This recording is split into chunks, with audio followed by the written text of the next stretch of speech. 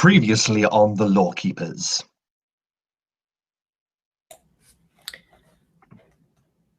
My name's EZEKIEL RAYLON, and I'm not from around here. Here in the Cloud March, things are different. And some fellow we never met named Stafflin gave us a book. And it wasn't an ordinary book. This was a book that turned out to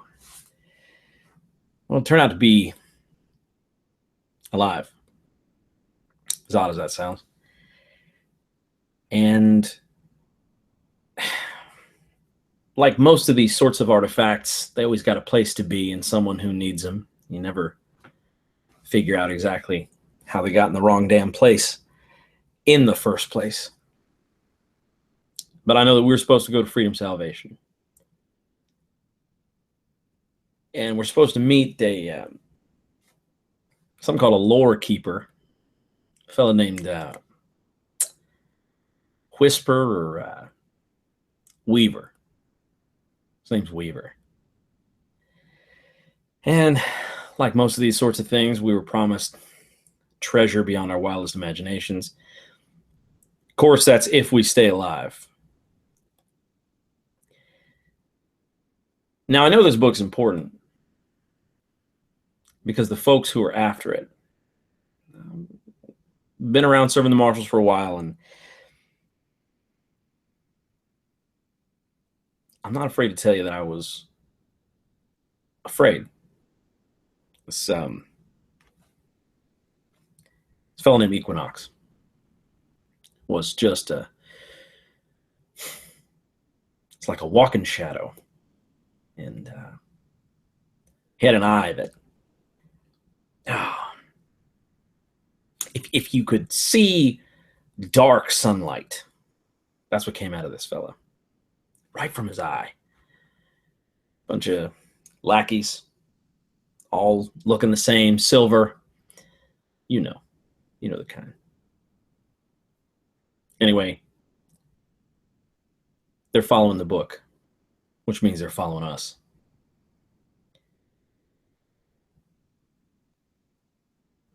And I'm not sure how I feel about that, but I do know that I feel like I can trust the folks I'm with.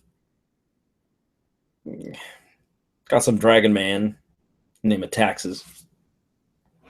Some fella that I think is a witch hunter.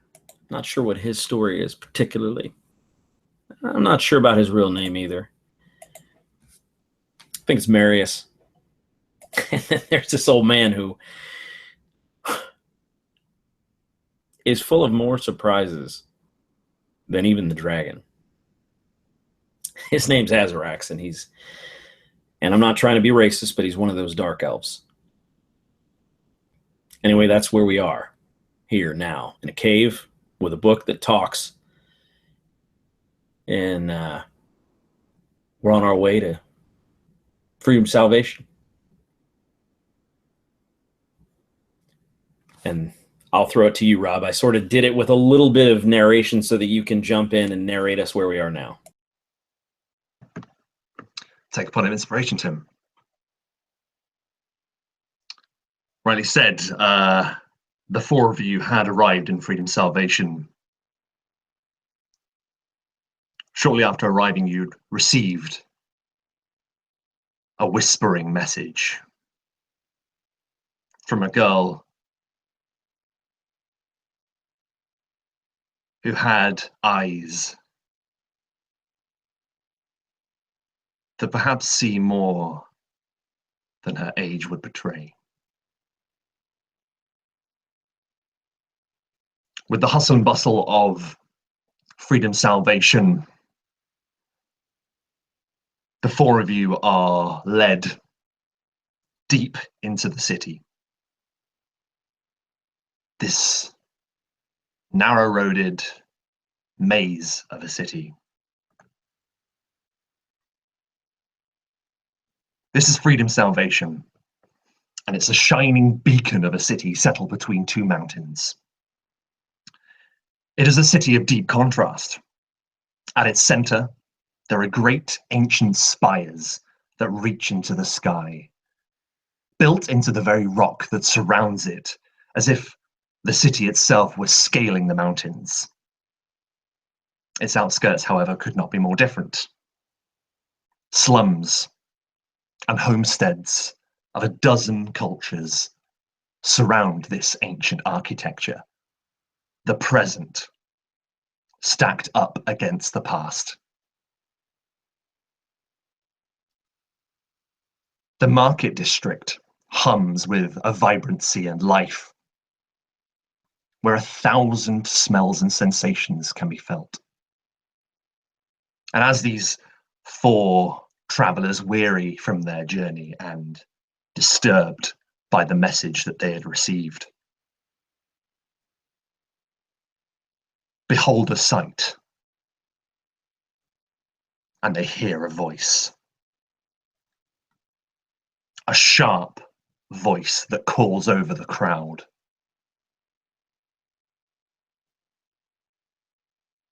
What are you all afraid of? A broad question, most would say. Are you frightened by the idea of brigands on the road? A fire spreading through your home, perhaps? Your families succumbing to plague? Of course you are, and rightly so. But there comes a time when everyone must realize that there are many different facets of fear. Now, with all of this talk of brigands, fires, and plagues, you're probably beginning to understand that these are fears that we understand and that we are aware of, and rightly so. But what about the fear you do not address? The fear you turn a shoulder and a blind eye to. I am, of course, referring to the fear, your fear of change. Far wide stands, never before conquered. That's what you all harp on about, isn't it? That you stand as some kind of stalwart defender in a land that stands alone against the might of the God King. You proudly sealed yourselves away from the rest of the world, and in doing so have blindly accepted the gift of stagnation. The cloud march has been shattered. Your greatest defense has become your greatest weakness. Far wide may never be conquered, but it will destroy itself from within. All of you who would look for survival, for the future, trust in Advent. And we shall deliver you from this realm that stands to devour you and your kind. I speak for Advent. Our voices are many. Advent is change. Advent is progress. Advent is the future.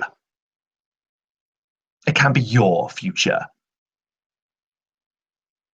But I warn you, those who refuse to accept change will discover a dreadful new dawn is upon them, and then you will know fear.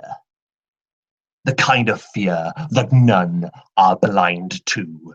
And when you look back at all that you have lost, you will scarcely be able to fathom how far you have fallen. A shining red object spins in slow motion, traveling across the central court of the market district,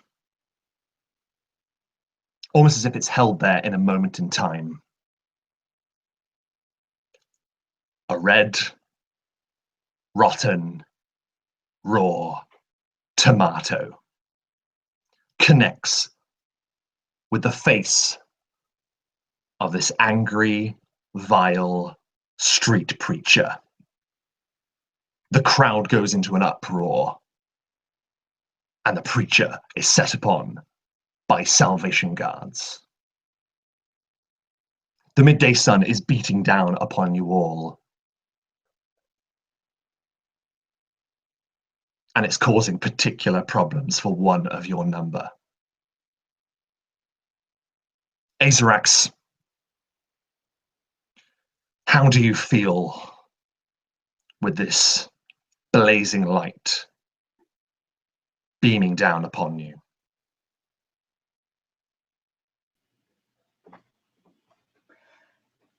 As the demagogue finishes his speech and is being carted away by the guards of this fine city, I imagine that we pan around to a group of 4 individuals making their way through this crowded market.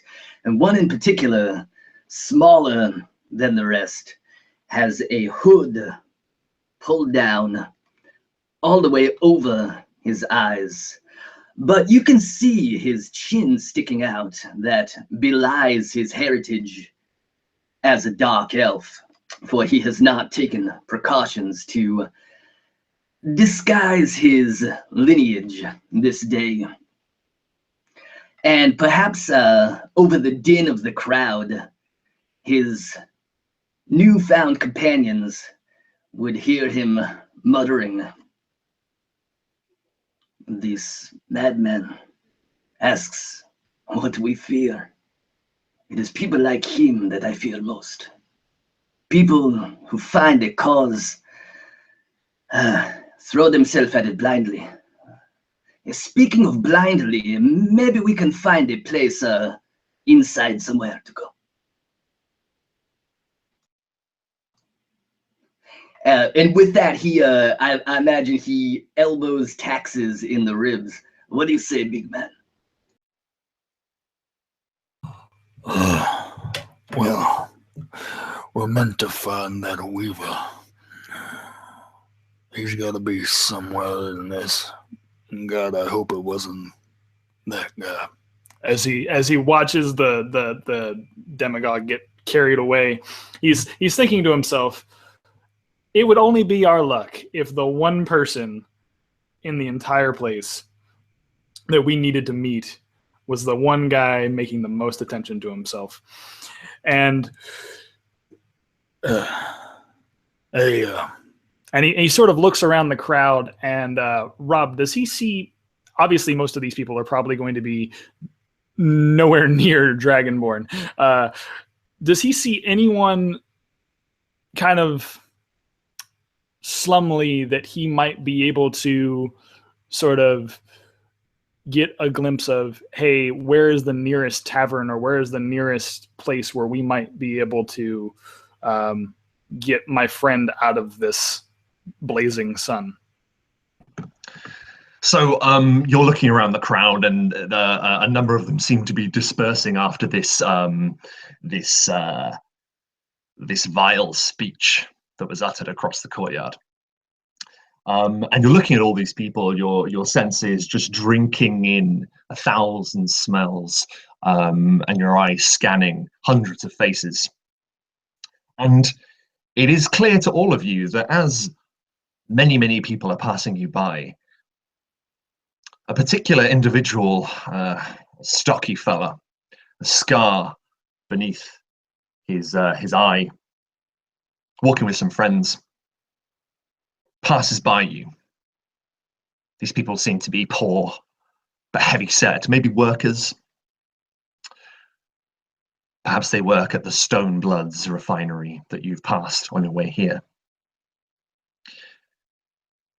But this individual, as he's walking by you, it seems towards a rather grisly-looking tavern in a corner. He stares past the Dragonborn, which is odd in itself. I mean, it's a Dragonborn, they're pretty rare.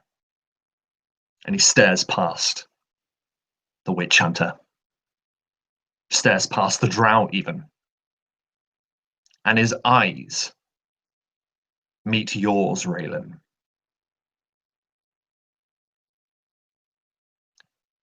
And it's almost like as he's walking by, he sort of does a double take. But he keeps walking. And he enters this tavern known as the Bleeding Stone.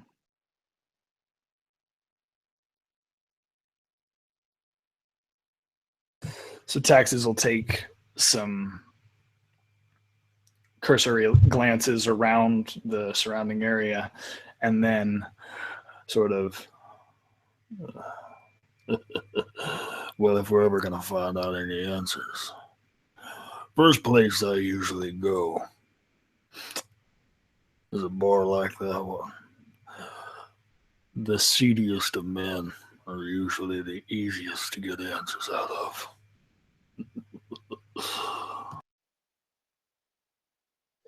Marius is standing and he's watching the demagogue being pulled away with some kind of consternation on his face. He has done that many times, and he has seen his leaders, his lords, his teachers stand in a pulpit and scream of terror and of changes to come. And so it doesn't seem all too unfamiliar to see this demagogue screaming. What it isn't unfamiliar is to see him be carted away. So he stands just a little bit longer than the rest, kind of looking at that situation. Yeah, and you're watching as he appears to be carted away quite briskly, and with the appearance of this being something of a regular thing. This is kind of a practiced behavior of the Salvation Guards. And perhaps you don't notice a look that comes across Raylon's face as this guy makes eye contact with you and appears to have a look of recognition about him. Would Raylon recognize this person in return, do you think?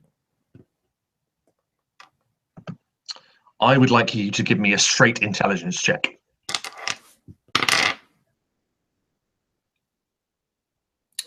My gay intelligence check is higher. Can I use that? You certainly can. Yeah. I wasn't expecting you to answer so deadpan, and that backfired on me.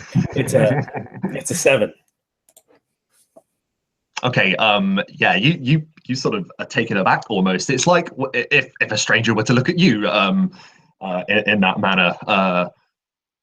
It's sort of doing a double take as he walks by. But no, nothing really fires any synapses in your memory, shall we say? Perfect.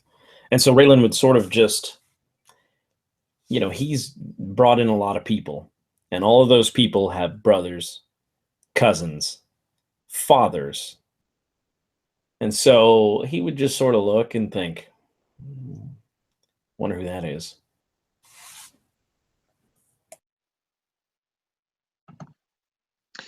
So what are you guys thinking? What are you doing? I will point out that the message that you received, this whispering message, it seems to echo in the back of all of your minds. Join me in the archive when the moon is at its full height. This seems strange to you. The world in which you all live has 3 moons. But you can imagine the most recent is what it's referring to.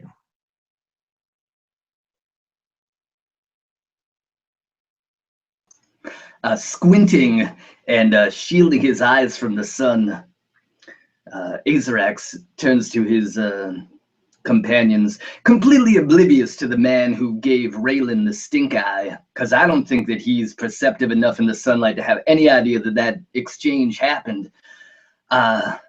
He looks over at them through squinted eyes and says, well, we have to wait until nightfall. Let's go. Texas, let's go to this establishment you recommend.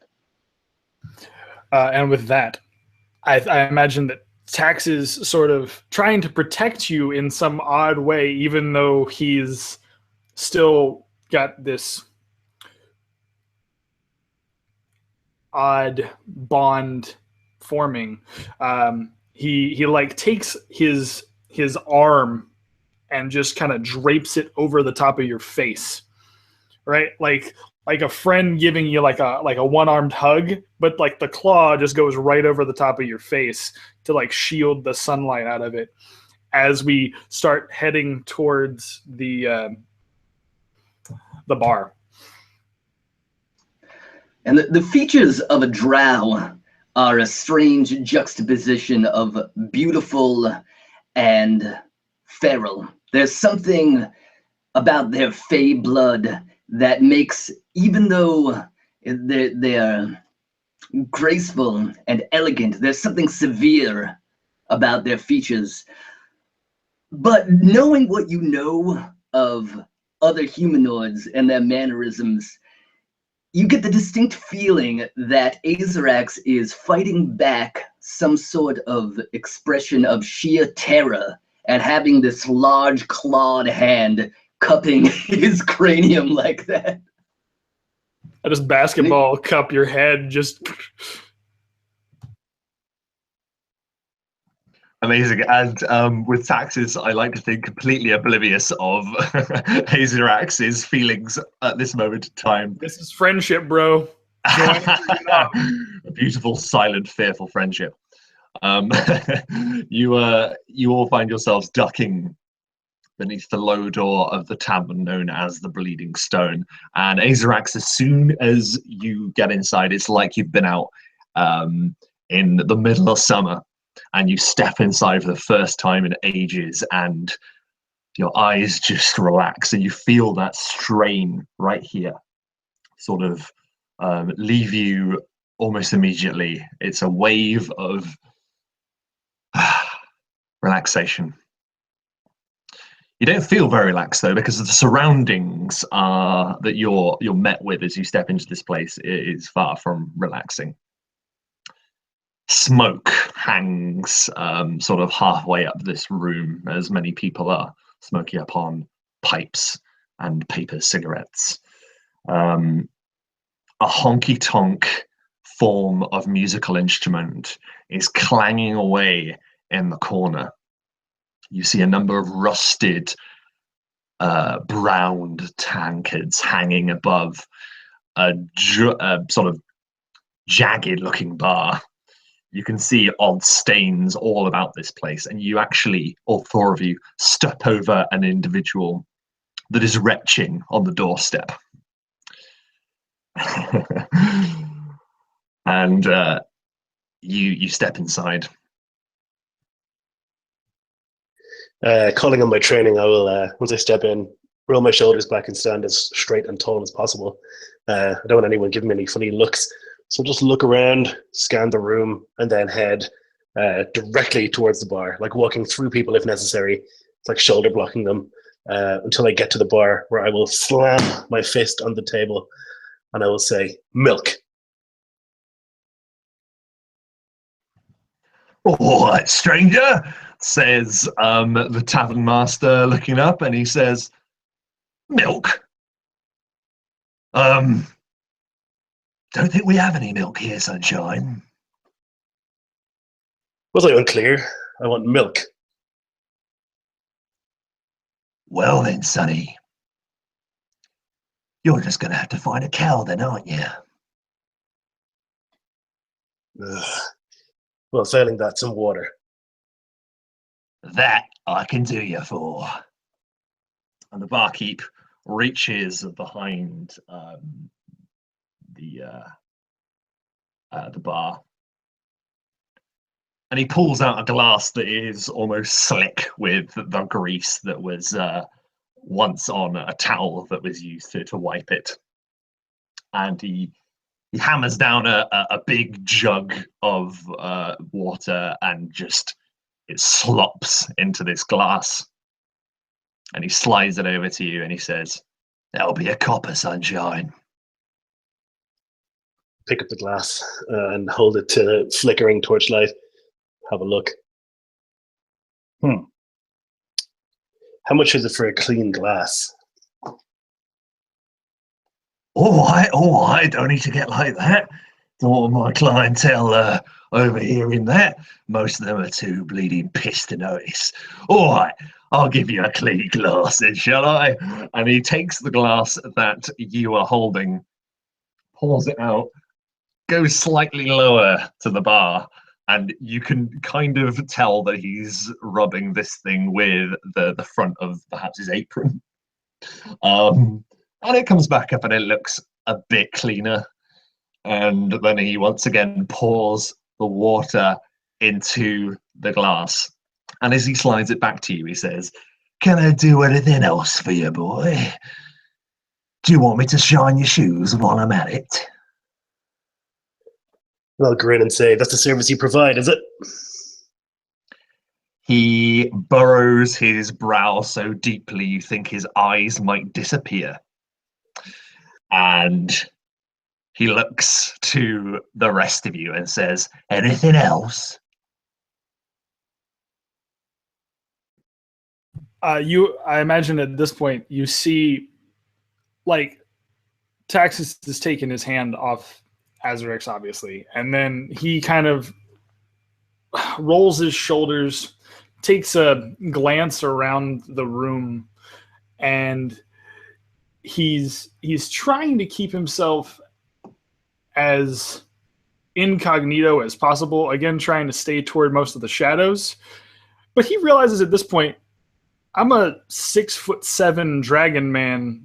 Like, there's no way people are not going to see me or care about this. So he just cracks his knuckles, and it's the largest sound you've ever heard. It's just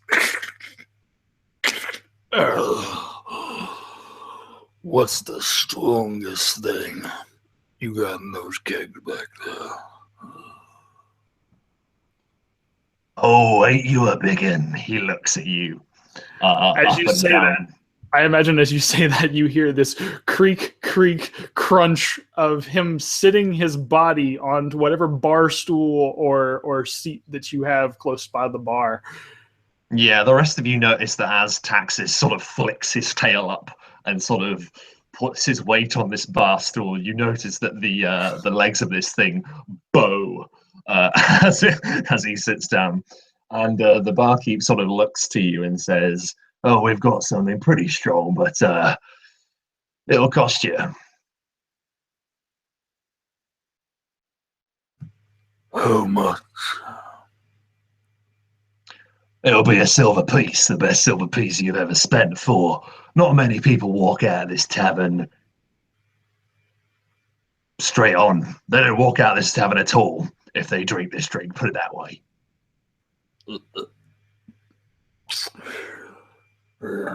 And he checks what small amount of coin he has. I'll tell you what, I'll give you one gold piece. One. And then you pay for a round for all my friends. "Now, my friend, that'll pay for your drinks for the whole night. Thank you very much." And so he does. He would pull out one single gold piece and lay it on the table, and that'll just pay for everything. The gold piece is snapped away from you quicker than anything you've ever seen. And it isn't long before all of you are presented with casks of ale. But for you, Taxis, as you asked for something stronger, a large grey bottle is produced. And this strange viscous looking liquid sort of tumbles into a glass.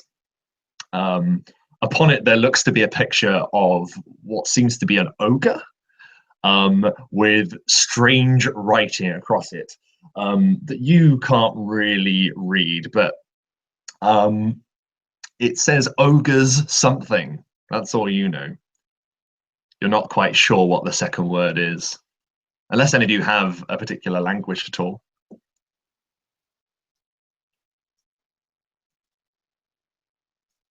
No giant here. It'll remain a mystery then. So you are with your drinks. Is there anything you wish to do whilst you're inside the Bleeding Stone?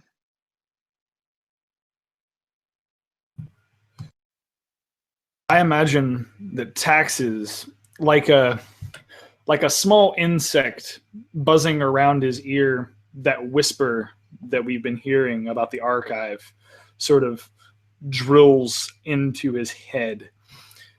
And the first question that he begins to ask to the barkeep.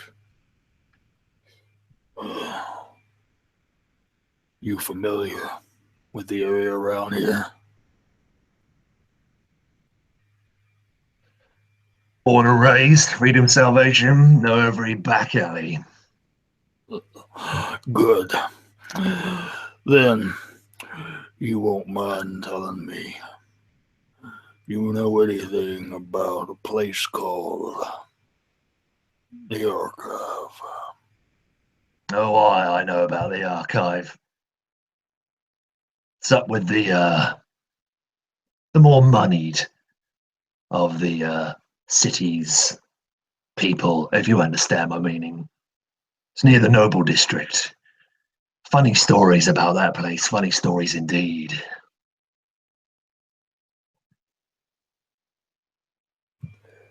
And he takes a moment, and I imagine it's just him sitting there sniffing this drink, like cautiously, taking in the smells, and then taking in the smells of the entire bar and like the sounds and everything.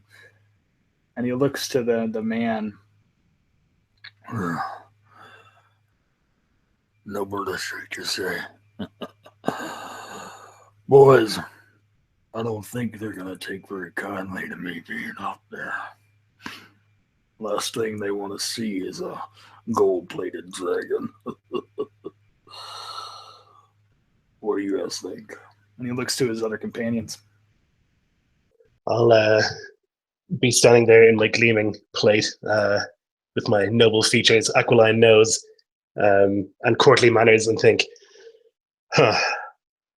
And I look at the drow, and I look at this roguish man who's with us, and I look at the dragonborn and think, well, maybe I should do the talking. And RAYLON sort of nods, glancing around for that fella that eyed him. As you glance around, you are met with this individual who is not 3 feet away from you, standing behind you. He looks you up and down, his squat features all narrowed in upon you, RAYLON, and he says, "Don't I know you?"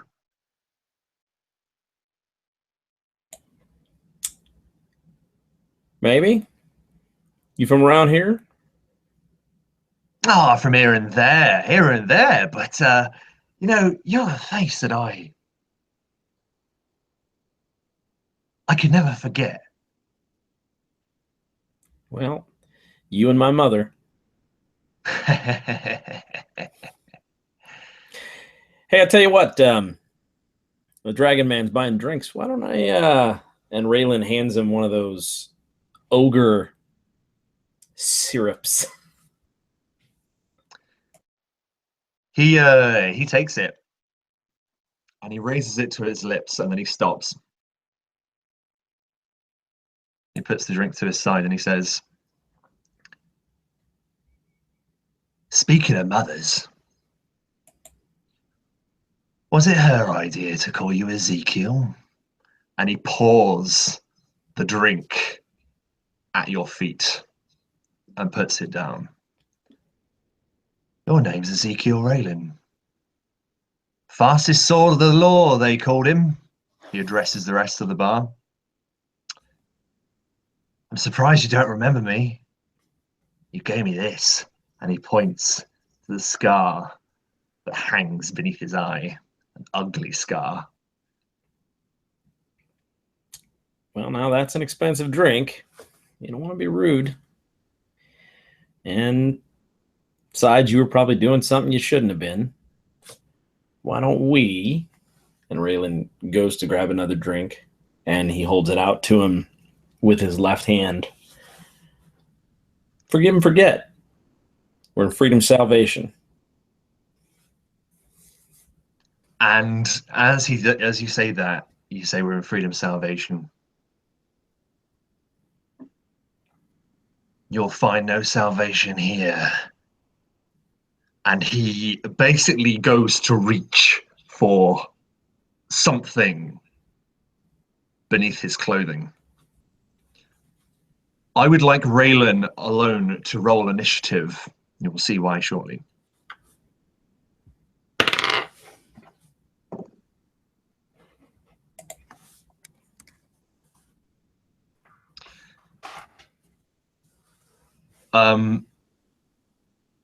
I think we both know what's happening here.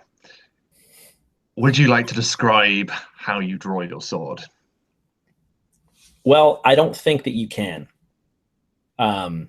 Because it happened. It was not out, and now it's out. So there's really no description. It's, you'll find no salvation here. And before the word here, RAYLON has pulled, and there's a sword about, I would say, a couple of millimeters away from the guy's nose, hovering over the scratch. I think you might have forgot how you got that. He is frozen to the spot. That shining blade, a hair before his face, and he just stutters.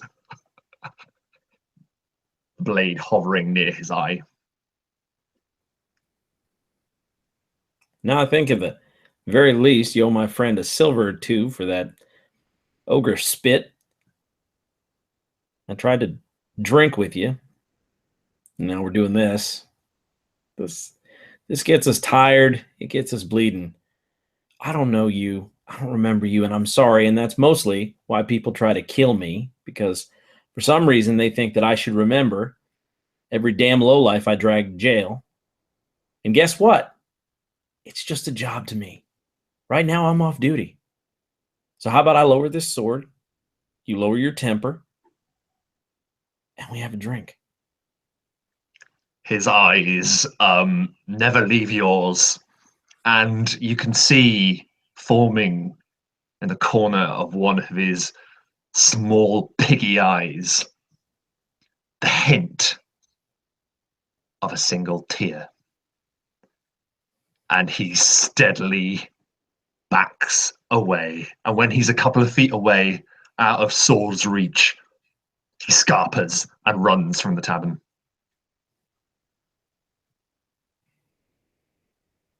And RAYLON puts away his sword and starts cleaning up the drink. Which is funny because it becomes mud, I think. It certainly does. It just seeps into the layers upon layers of stains of this place anyway. If there's anything else that you'd like to do whilst you're in the Bleeding Stone, do say. Is there any gambling going on? Any people playing cards or dice? Yeah, there appears to be two elderly individuals that are nestled in a corner, and they appear to be playing some kind of dice game. Yeah, I'd look to the rest of the party and I'll say, I'm going to try and get some information.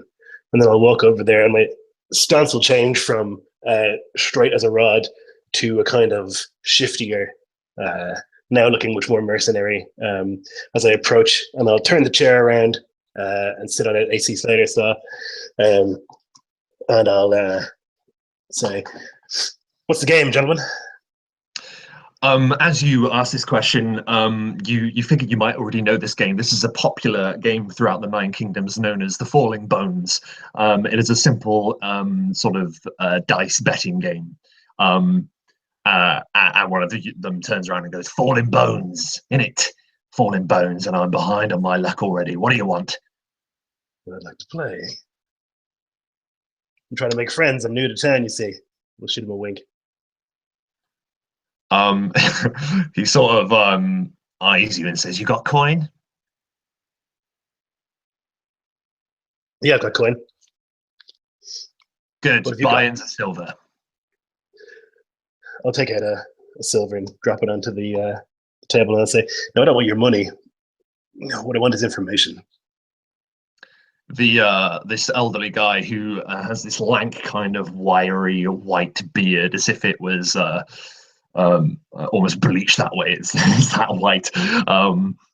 He sort of eyes you down this crooked nose, and he says, "Oh yeah, what kind of information?" And he slides the coin towards himself. I'll like roll up my sleeve. I'll take off my gauntlets first of all, and then I'll roll up take off the gloves and all the accoutrement that you have to wear when you wear heavy armor, until eventually you'll see like relatively soft hands. You wouldn't expect it. And I'll just rub my hands together and I'll say, "I saw a man outside. He was talking about the Advent. They carted him away. I'm just curious. Is that normal?"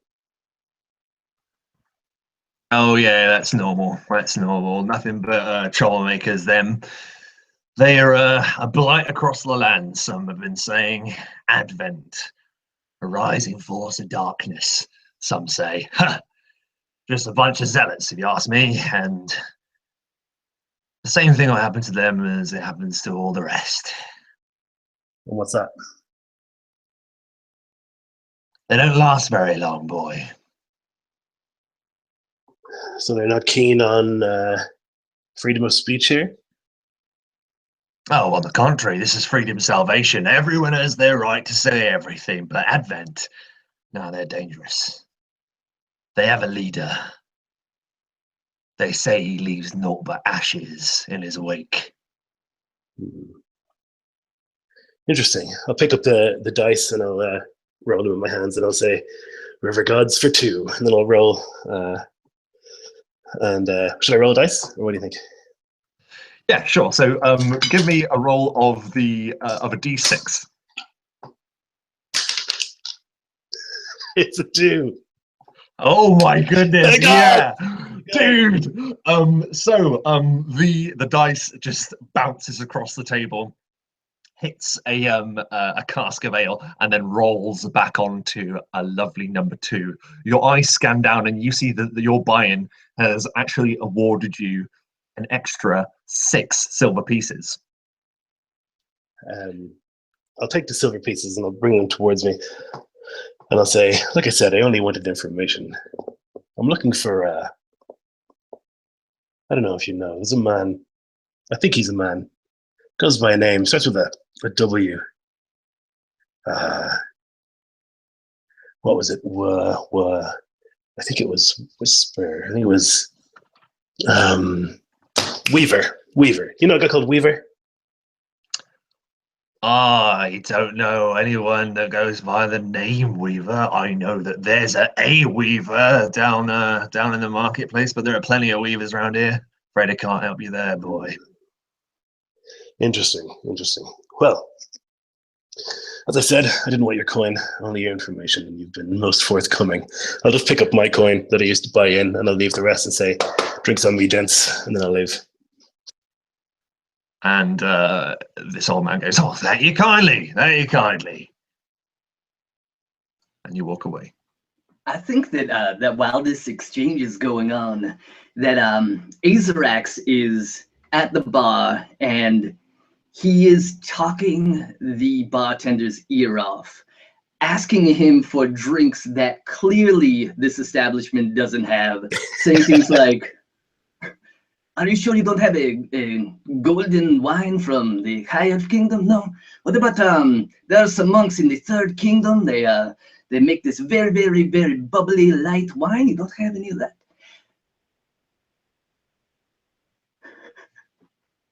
And I imagine that like he's probably just like tired of saying no to Azerax, until Azerax says something peculiar, something along the lines of, "Well, it's too bad. I was looking for a slipstream to get gummy on the highway," which is thieves' cant. "I'm looking for a secret way to the archive." Chris, take a point of inspiration. As you let out this strange collection of words,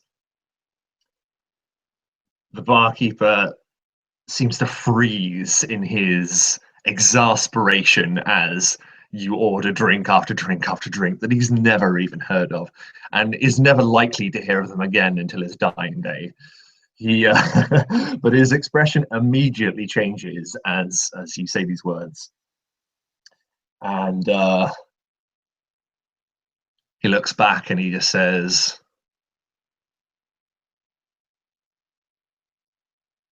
"The highway is stormier on the highest reaches of the Seven Cliffs,"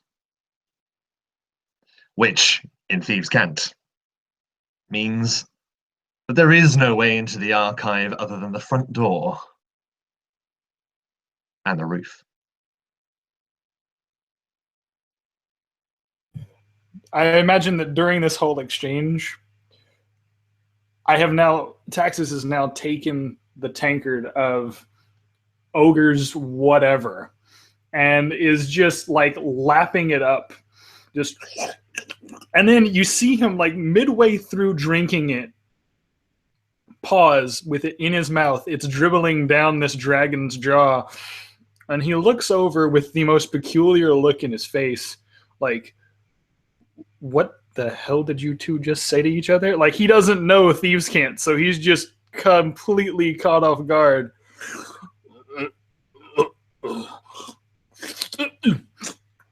What the heck? Alex, what the hell was that? You know, never mind. It's no, it's fine. I will explain to you later. It's we drow have a strange sense of humor. I can see that. I would recommend. He turns to the bartender and he says, "Personal recommendation. I would extend your menu a little bit, but it was good enough for me." And he'll put his hand down on the bar and slide it over. He doesn't want a lot of people to see, but he'll slide him over 2 gold pieces. And I imagine Taxes would probably see that, but I don't know if Raylon's there, he'd see it, but he doesn't want the patrons to see that he's throwing a bunch of money around. Excellent. And yeah, the contribution is noted. So guys, are you wishing to do anything else whilst you're in this tavern, or are there other places that you want to head towards? I think I would imagine we'd stay until just before evening. We want to be there when the moon is high, so we would probably wait until just around evening and then begin making our way towards the archives, I guess. That would be Marius's plan. And I imagine that Taxes just finishes off the drink, like sort of slams it on the counter, and then looks to the barkeep. I don't know what the hell was in that thing. It was pretty good. Good job. At least you keep in business for one more night. And he sort of like gets up and then stretches his shoulders and stuff, and then like looks to the rest of his companions, kind of keeping an eye on any of the windows to kind of watch for the sunlight as long as it's going down. So as you stand up, you fully understand that it's when you stand up that this drink takes full effect. I would like you to make a Constitution saving throw, please, Taxes.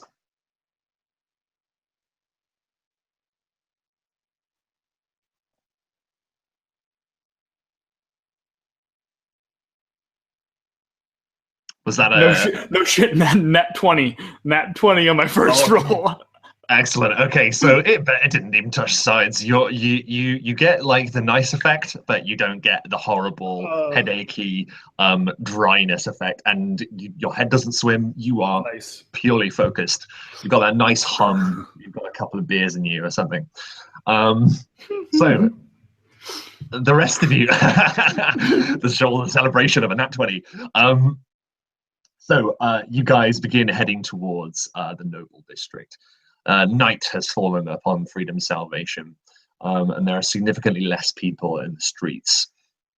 You note that this city is sort of constructed in tiers, as it were, and the further you go up these different city blocks with their separate wall surrounding them, you notice that the establishments get nicer and nicer and nicer. The richer you are, the higher you live, and it is not long before you are sort of on the outskirts of the noble district, and you see what is unmistakably the archive. Perhaps you ask some more questions. You made sure that you realize what the building actually looked like when you were in the tavern, and before you see this building. It is a structure of ornate design, and it appears to be carved from the darkest blue moonstone. It stands at about 4 stories high. It boasts impressive archways and windows with a huge glass dome at its summit.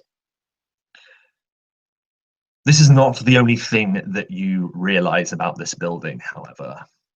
It does not take any check or knowledge-based roll for either Marius or Azerax when they spot this.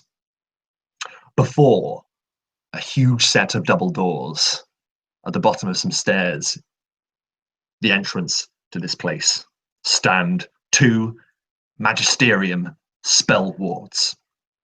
These are the enforcers, the ground troops of the magisterium, the organization devoted to the monitoring and control of magical forces in the 9 kingdoms. And they guard the doorway.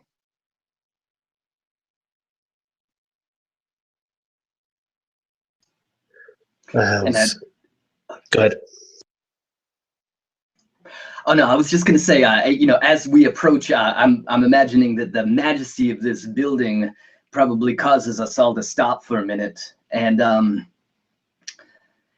Azerax, looks at the dome, looks at the masterful of this amazing building, and then he zeroes in on the guards there, and instinctively he sort of holds his hand out like, "Don't go any further." And he'll say, "This is the magisterium guards. Shit. Okay. We need to get in." Ooh. The magisterium may not have any love for my kind, but Belshazzar has spent some time as a librarian, a bookkeeper. I can probably get myself in, perhaps all of us. Easy for one person. It gets significantly more difficult, he points to Marius, and then RAYLON, and then finally taxes. My lord Belshazzar, why don't you travel with bodyguards? 3 burly bodyguards that must accompany you everywhere you go. It is good. No, it makes sense. An old man must have a retinue with him, of course. There is one other option. We could try to scale the building and climb in through the roof. I have it on a good authority. Well, if you trust the bartender at the last place, I have it on a good authority. We could probably gain entrance from there. But to be honest, I'm not much of a climber. You all look like a strong, adventurous men who have seen the world. It would be difficult for me to get up there. Yeah, and Azerax, as you're sort of making this admission to not being the strongest climber, you see that there are a number of buildings to the side, each side of this place. So you could see there are a number of potential ways that you could get up there, either climbing the building straight up or going up another one and making a jump, for example. There are different opportunities to be had, but both of them don't fill you with much enthusiasm. Let us not complicate this further than we need to. Belshazzar is a respectable wizard, and it would not be unusual for a wizard of his stature to be protected by a couple of bodyguards. I think trying to jump from roof to roof could easily lead to one of us being indisposed. And I think that makes. Oh, yeah. Go. I think at that point, though, Taxes would kind of jump in and Listen, boys, I can understand you two. Human. As Rex puts his makeup on, you all walk in like some normal how-do-you-dos. But this guy, you think we're just going to be able to walk in there with me, glaring my nice little teeth in their faces? I doubt that very much. As Rex, you surely can act aloof and disgruntled. If they question why you would dare bring something like taxes in their presence, you just become more and more flustered and more foreign until they agree to let you in. It's not a bad idea. I've seen that sort of thing work before. I also still have this. And Rob, if you'll allow it, I essentially want to have a martial star. It might not hold weight, but, you know, part of me is thinking that I don't know what a martial star would mean in Freedom Salvation, but in a city so large with so many cultures, I wonder if people would just see it as like the FDA or the NSA. It's just like, it's another badge, like, sure, come in. Absolutely. And now, from whatever journey that you're on, that before you were decided to walk across the Cloud March and come across the situation you're in, you are aware that the marshals, outside of Farwide at least, were reviled. And it is what led to their destruction. Now, as Farwide is free of the forces of the God King, with a bit of, you know, enforcement on his part within certain elements, areas of Farwide, you don't know whether it would be wise or whether it could work. It's 50-50, really. So I would sort of suggest that to the group, which is, if the flustered act doesn't work, I just show my badge and he's my prisoner. And don't forget, it's not like we have to fool everyone. We just have to fool a few people each time we run into them. So the story doesn't have to stay the same. And I'll smile and I'll say, if they don't believe that you have the authority, then, and I'll reach down and I'll pull out my medallion. It's just like slightly fancier. And I'll say, well, I can say that you are under investigation by the Witch Hunter's order. I'd rather not do that, but if it comes to it, I'll put it back in. Sounds great to me. Isarax looks from badge to medallion, and he turns to Taxes. He's like, "What are you, a long lost prince or something?" And with that, I think that he'll pull his form sort of into one of the shadows of the archway that were sort of like a bunch of creepy dudes leering at the building. And with a spin of his wand, you'll see his whole form begin to ripple for just a moment like a heat mirage. And then just all of a sudden, his color completely changes as if washed off of himself, and the blindfold appears. And again, he takes on the visage of Belshazzar. Although I will say that it's probably an even better facsimile of a high elf, of the skin, of the pores and the wrinkles of an old man is all the fidelity is much better now that he's using magic to do this. And with that, he'll oh, go ahead. Oh no, I was just going to say, and you guys, having seen this once before, but the other way around, start to get obviously a bit more of a hint of Azarax's powers. But sorry, do go on. Absolutely, and with that, you see, he takes in a breath, and his back hunches over, and he starts shuffling his feet. He's got a little bit of a limp, and he starts muttering to himself, "Well, hurry up, come on! I'm an old man. I haven't got all day." As he shuffles up, and he walks up to where the guards are, and not even recognizing the guards, he pulls out a scroll, a piece of paper, and presents it to him, his credentials. Mechanically, I have the charlatan background, so I have a false identity with papers and everything, so I'll hold that out. But as that's going on, he's going to turn to Marius, and he's going to be like, "We've been on the road for how many days? I have rocks in my feet. I'm an old man, and I should not have to put up with this type of buffoonery." Of course, sire, of course. And I'll grab the paper and I'll hold it in front of me, and I'll say, "Stand and deliver Magus Belshazzar, master of the Six Circles, student of the mysteries of Azar Aheb, acolyte of the third enumeration. He demands entry immediately." Both of you, just take all the inspiration, please.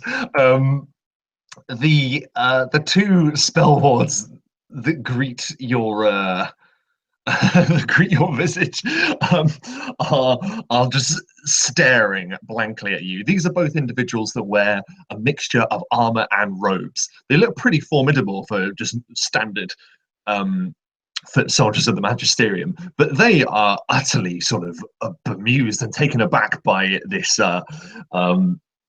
this display in front of them, and they both are sort of just trying to wait to get a word in edgeways for a second as Marius rattles off these titles. And I'm waiting for the second that one of them looks like they're going to speak, and just as they're about to, I will say, "We don't have time for this. My master is old, and he is exhausted, and he has gone through far too much to get here."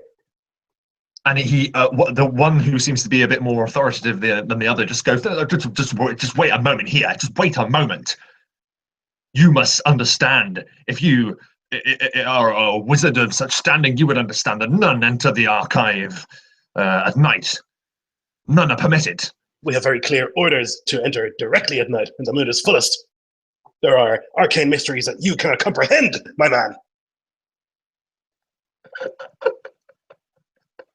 If you would kindly like to roll whatever, persuasion, intimidation, whatever you want, man.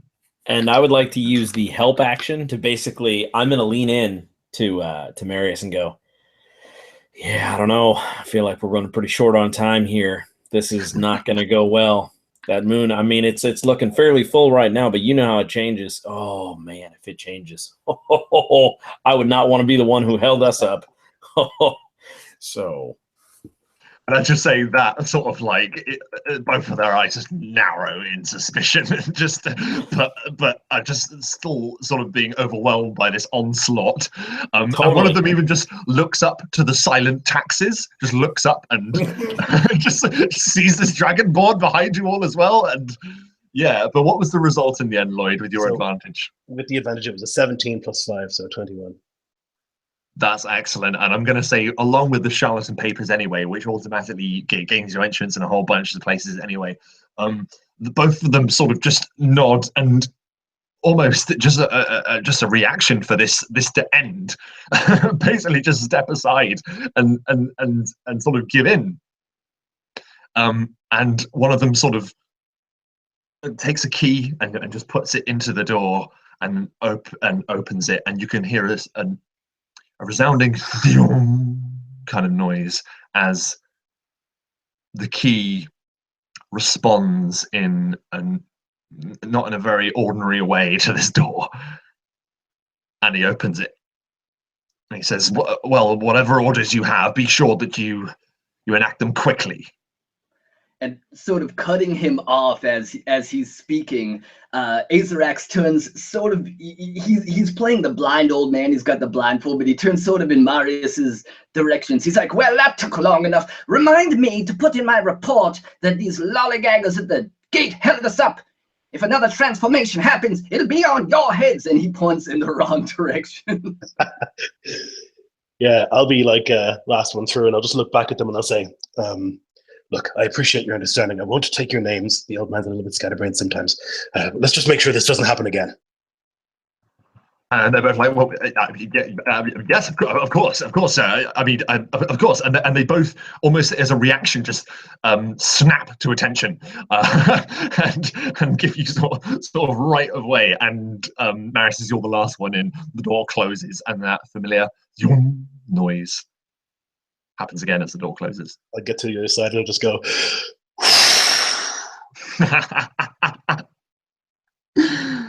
Absolutely fantastic, guys. You're inside the archive, and you can see that this is a room brimming with bookcases in a kind of octagonal shape. But there's a wide open space in the middle of this vast hall of books, where each of these 4 stories has an open sort of octagonal balcony. And you can look directly up to the very top of this building, where you see this dome, this great glass dome. And as you all step inside, silver moonlight pours down like a waterfall across this floor. What are you going to do?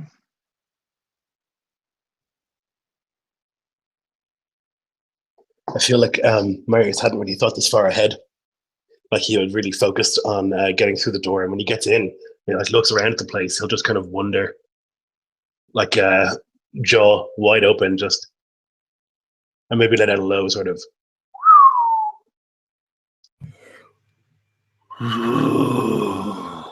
And I imagine that's what it would sound like if a dragon tried to whistle. You see that? Shit. Well, and you see that you hear a clang on the floor, and you realize that it's from Taxes, assuming that he was a prisoner, and it's his ranger's trapping gear of some handcuffs that have just sort of fallen now to the ground, and he's like, I don't know whether to be happy, sad, or whatever the hell. You're good, and I didn't even have to grunt. Good job.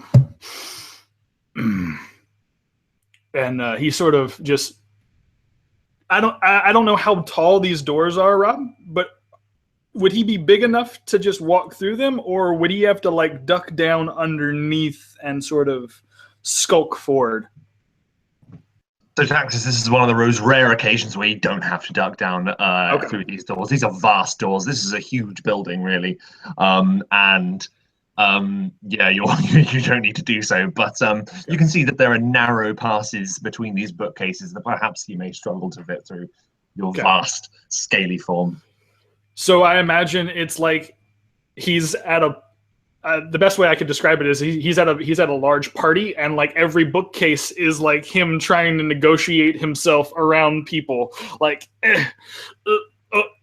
trying not to knock over anything or make himself like make noise, stealthily as best he can, walking through this, even though there's no one around him. He doesn't want to draw more attention to them than he needs to. Absolutely, and as Taxis, you sort of try to sort of navigate your way through the first stacks. You see that there is this, like I say, this pool of moonlight in the center of the room. I would like all of you to give me a perception check, please.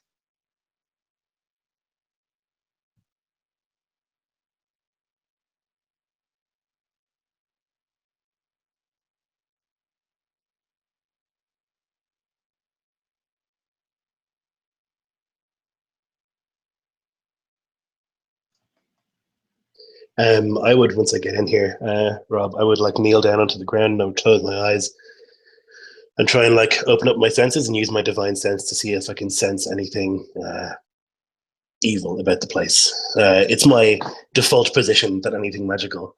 I will say, yeah, It's weird. You take a knee and you close your eyes and you reach out. The same thing as you did when you opened up to discover the nature of Grim, which still sits in your pack. And you don't sense anything evil. However, you do sense a kind of flickering of something that perhaps is on the cusp. It's too late, however, for all of you but RAYLON. RAYLON, your eyes dart to a shape that is moving just behind the Dragonborn that is sort of shifting around these bookcases. The only way I could describe it is if shadow and smoke combined. This strange, rolling black smoke appears as if from nowhere.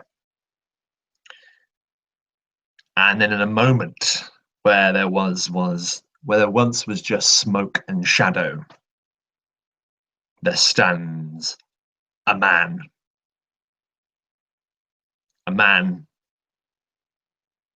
in black, cropped robes, with a glint of something silver beneath them. A cowl that is drawn about his face. And he has a silver talon ring upon one hand. This individual appears so quickly, and your senses are so fast, I would like you to honestly describe how you would react. Hostile.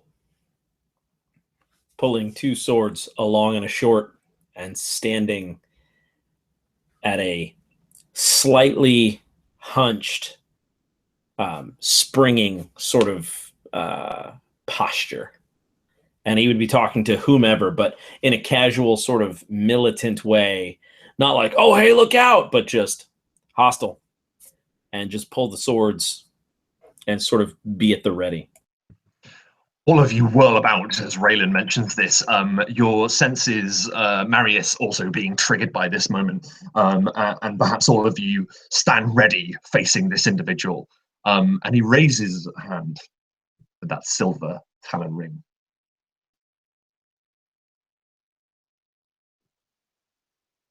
No need to raise your blade, Marshal.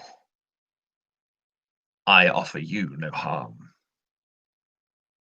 I see you got my message.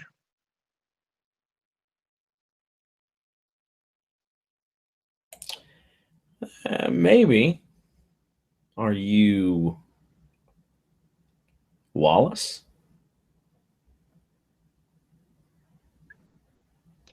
Wallace. Weaver. Well, now it's not going to work if he wasn't Weaver. Thanks, Dragon Man.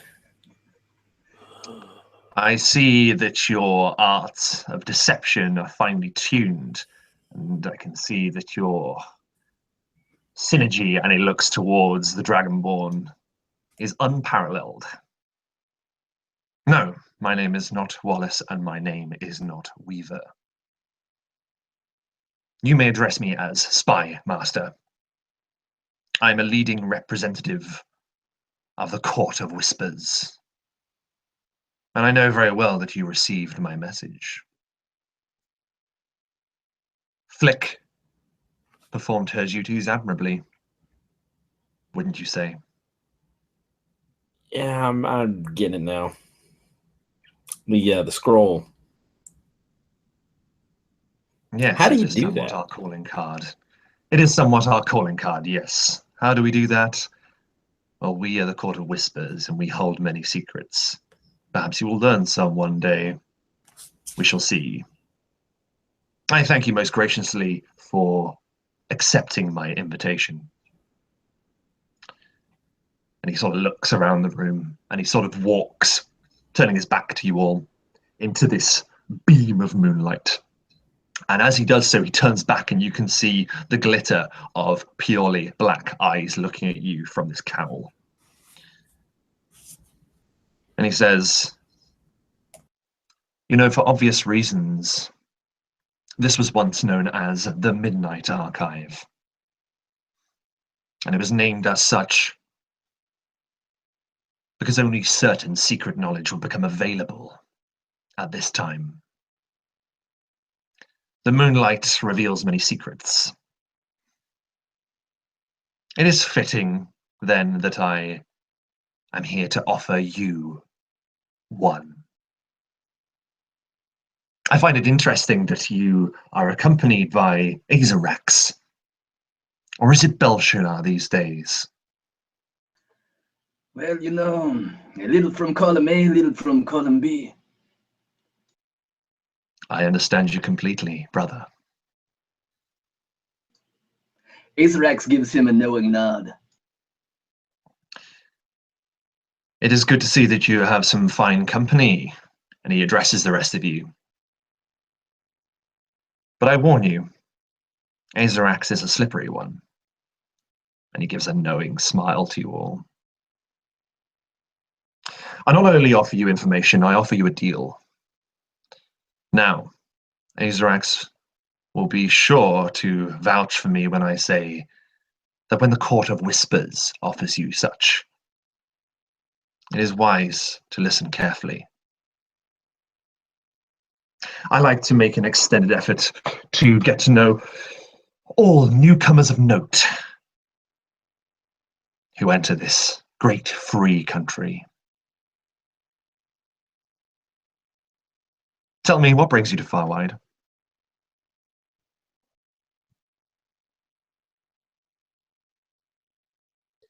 And Marius isn't speaking, but he's been slowly moving, like real slow, just like moving to the right. This is a witch, like the most obvious witch he's ever seen. Black eyes. So he's just like moving to the right, kind of slowly, like a panther, just like moving, trying not to be noticed, but making a bad job of it, I would imagine. You don't know whether it's deliberate or the man being polite, but Spymaster's eyes seem to avoid you, Marius, but you can tell that you're definitely in his periphery.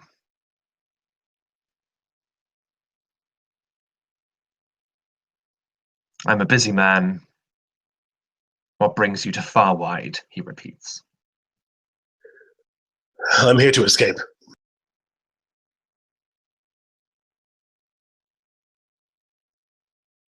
Indeed. Aren't we all trying to escape from something? A perceptive, empty nonsense. We shall see, Hexenheim. Very good. I've seen fortune tellers in town fairs do the same thing. I am no fortune teller. I'm more of a fortune maker.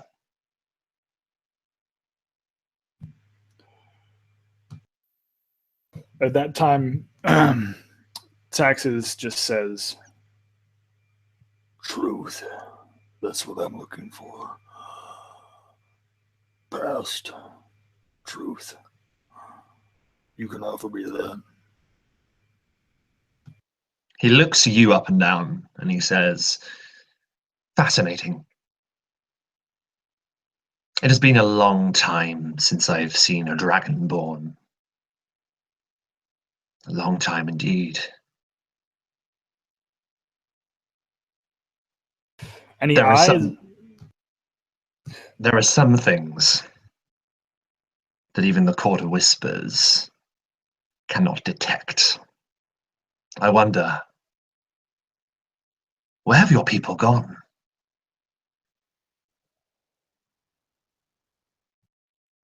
And Rob, he eyes. He looks at the spy master, and he sort of taps his talon ring, that silver talon ring, along a bookcase, and you can hear it scratch the bookcase. And he looks at the ring curiously and then looks to the spy master with an almost identical ring.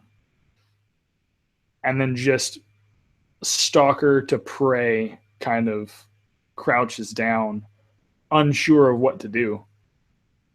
He kind of gets into that feral stance that he's so known for and just glares at him and hopes that the others will take kind of a lead, because at this point he's reached primal return. And he sort of looks at you, sort of in this hunched position, and it's unclear to most whether it's you hunching ready to pounce or hunching sort of back, as if alarmed by this man's very presence. And he looks upon you all and he says, "How interesting. You all walk a broken road. You are fleeing. You are lost. Your kin beyond sight. Your friends dead. But you all have a common cause. And I'm willing to bet that has something to do with the name Weaver. Is this who you are searching for?" And I'll chuckle. We already told you that. I'm not impressed. "I seek not to impress you, Hexenheim, for I hear that is a near impossible task."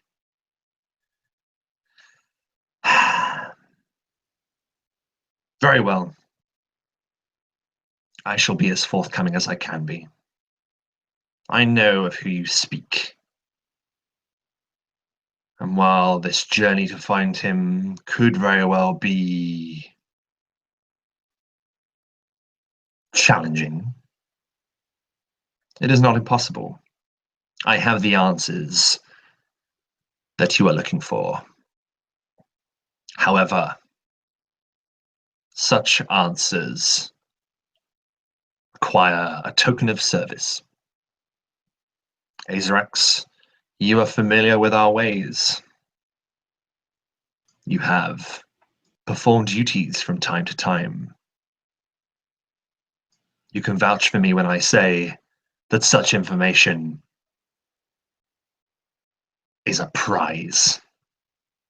One that is to be won. Agreed?" Yes, of course. Agreed. You could probably hear in the echo of this chamber, Azrax swallow hard after he says that. He's definitely doing what he can to keep his composure. And I also think that while this is going on and he's speaking to the other ones, Azrax has been standing there with his thumb over his lips, sort of flicking his wand between his fingers, and as he does so, he will, to each of his companions, cast the message spell, which will give them a message that only they can hear. And he'll say, "I have done work for the God of Whispers in the past. This man is powerful, dangerous to be sure, but he is bound by his word. Trust him as far as you dare, but know what he says is true." You see the faint hint of a smile upon the spy master's face. The lower half of his face is entirely exposed, I should say. If you're listening intently, I suppose you have a number of questions. Number one, why meet in this building at the dead of night? Well, I wanted to see if you were as competent as I'd heard My shadows report that you did well on the Cloud March. Not many have faced Advent that still draw breath. And you've managed your way into a building guarded by the great magisterium. This tells me that you are competent enough for what I am willing and ready to ask you. To the northeast, through the Mordant Pass and up the Feral Mountains, there is a keep. River Break Keep. It was built long ago to ensure that Freedom Salvation's water supply could not be compromised in the event of a siege. It has now, however, become the staging ground for a hostage crisis. An emissary by the name of Royce Jesslyn, a man who works for the realm of Sovereign, the capital of the Nine, has been captured by Advent. He and 6 members of the courts of Farwide are their prisoner. If you are able to rescue them and bring them to the Mountain Crown, the citadel at the heart of the city, ready for Prince Artoon to speak with, if you are able to do this, I shall tell you where you can find your Lorekeeper.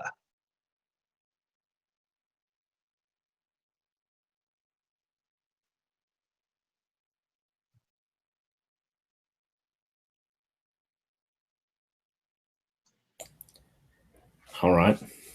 Well, and then RAYLON puts his swords away. So, what do we do next? What do we do right now?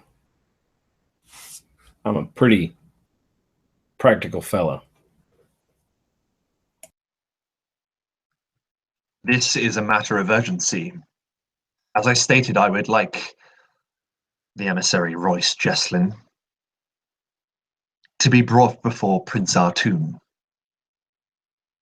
Prince Artoon has been undergoing his march of regency, for soon he shall be coronated and become the next king of Farwide. I need that emissary to speak with him by dawn of the next day. Now, Royce Jesslyn is a man of most importance. The 6 members of court, they are expendable. However, I offer you a handsome sum if you are able to retrieve them as well. Do I make myself clear?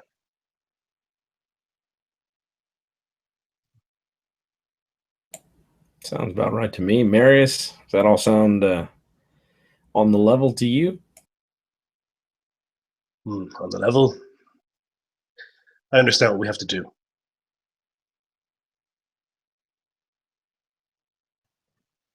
Then it would seem that your road points to the Mordant Pass and the Feral Mountains. You will find it easy to find River Break Keep. It is a impressive sight.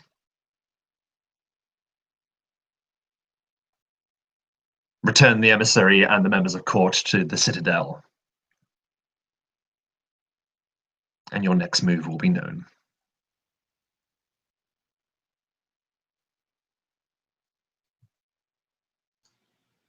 Azarax cracks a smile, and he looks over at his new companions. For while he has done work for the Court of Whispers before, he's never been given a field mission. He's traded information, but he just doesn't have the physical skills required to take care of things in the field. These men clearly do. And so he smiles, emboldened a little bit. And he turns to the spy master, and he's scribbling a little bit with charcoal on a small piece of parchment, and he rolls it up and hands it to him. And he says, "These are a few spell scrolls I will require upon our return. Of course, you understand we are doing quite an important and dangerous mission for you. We will need some way to keep in touch in the future. This is not a frivolous expense. This is something required for our continued relationship."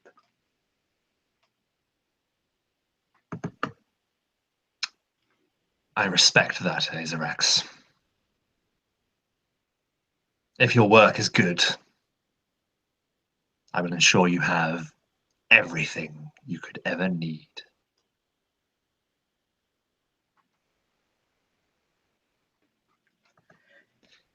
And EZEKIEL will, turn. Sorry. EZEKIEL, with a pleased look on his face, will turn to his companions as if to say, "What do you guys think?" It would be obvious looking at Marius that he's very uncomfortable with the situation. He dislikes this guy. He thinks he's a charlatan. Like knowing somebody's name and saying, empty nonsense. Like, I think everyone's running. That's just, he's not impressed by that. And you would tell by the way he's standing that he's just like not impressed at all. But he understands that if we want to get to Weaver, we have to do this job. And so he's just still just like dead eyes staring at this guy. I feel like RAYLON would be sort of in between. Like, he understands. He's played the game. He knows sometimes you have to play the part, and how, Marius is right, and he can see it, and he totally gets it. He's like, yep, you're not wrong, man.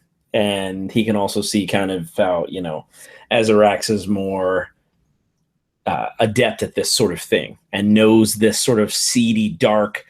And so I think that, RAYLON would feel like he has a good sampling of both sides of the fence to keep himself sort of safe. He's got Marius and Azarax, two sides of the coin. And then he would kind of look at Taxes and he'd say, "What about you there, big fella? What's on your mind?" No words come out of the Dragonborn. The only thing that you hear, he kind of looks over the three of you, nods gingerly a little bit, and then you hear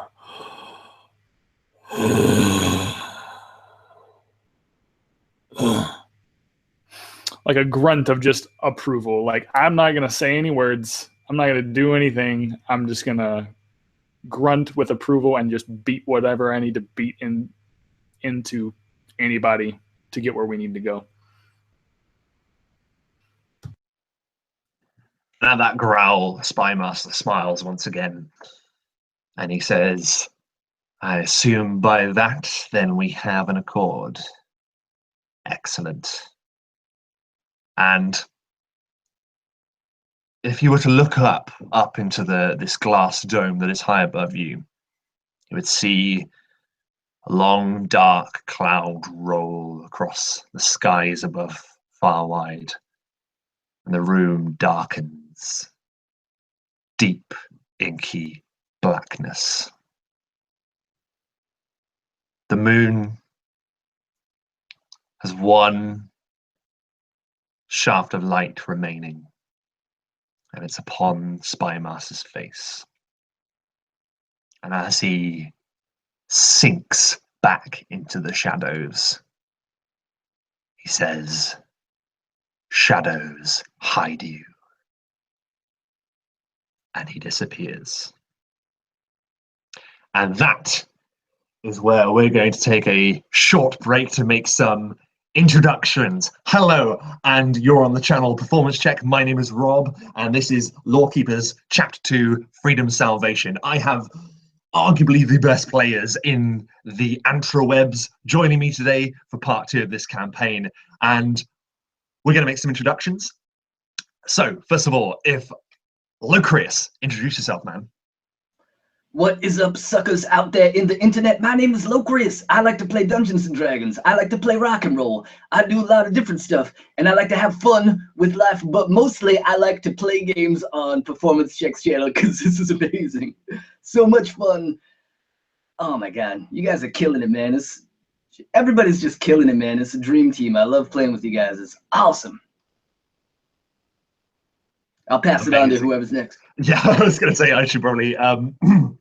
Yeah, chat. Go ahead. So, yeah, guys, my name is Chad Nick. You guys can find me on YouTube at Chad Nick. I love this game so much because it is the one thing that I have never done to play a Dragonborn, and I just freaking love all these characters. I can't say enough of this. Rob, you're killing it, dude. Everybody is doing so fantastic. If you guys want to check out other stuff that I'm doing, gastrogamer.org. You can find all my blog posts and stuff on there. But other than that, this is fantastic, guys. I'm super stoked for the second half. Thanks, Chad. I'm not going to get into a discussion about this, but personally, generally as a fan, not a fan of Dragonborns beforehand, you have made the quintessential Dragonborn, in my opinion. Tim. I am Tim. I'm half of Tabletop Terrors and a quarter of the indie publishing company Absolute Tabletop. And I sort of stumbled on this game just because I was talking to Rob, saw his channel. And if you're watching this, you already know this.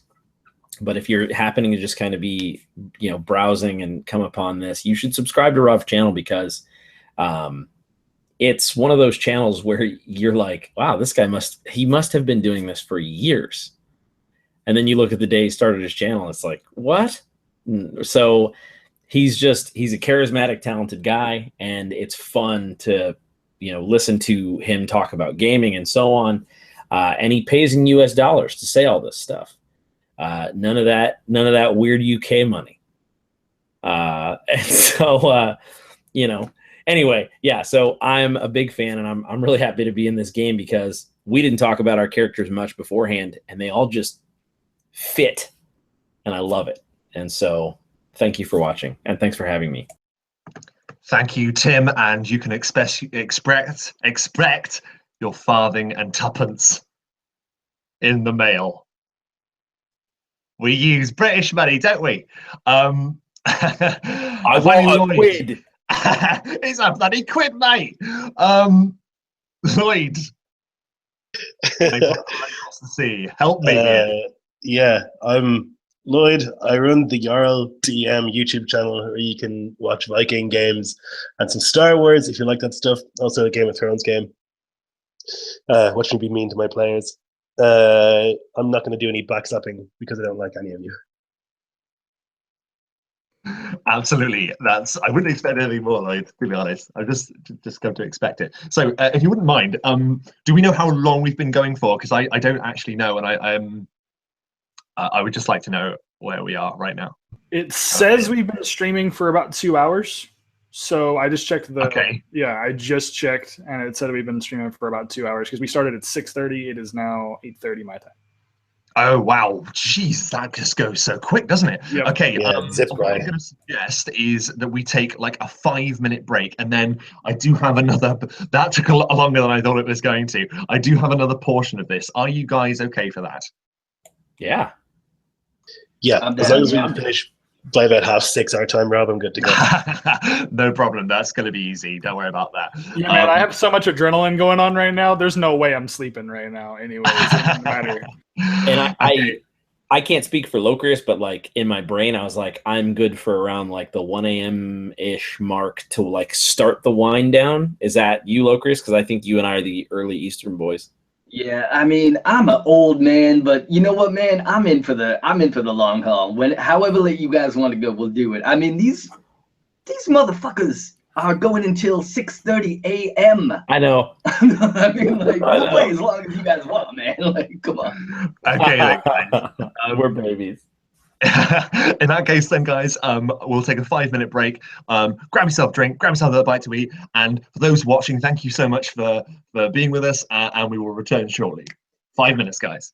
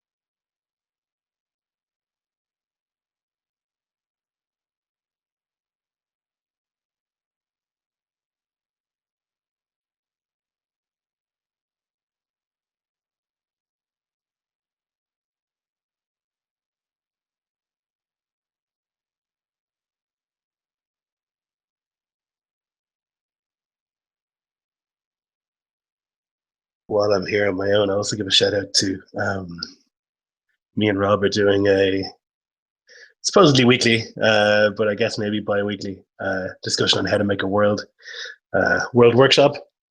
If you guys are interested in how we go about making a world and how to build a campaign with like practical advice, like we're going to build a campaign as we discuss making it. Try and check that out. It's on Rob's channel. And also, I'm starting a Lord of the Rings themed campaign, Adventures in Middle Earth, called Against the Shadow, starting probably 2 weeks from now on my channel, if you like Lord of the Rings.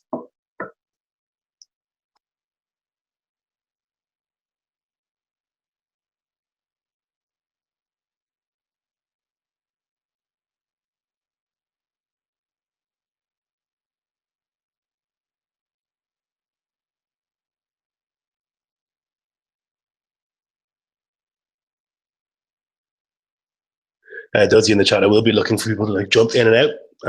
To me, anyway, Tolkien is very much about going to places and meeting people. So I'll be happy to have people jump in as an NPC for like an episode, or even half an episode to play a person, rather than me playing all these incredible characters. Have somebody else do it might be a good idea.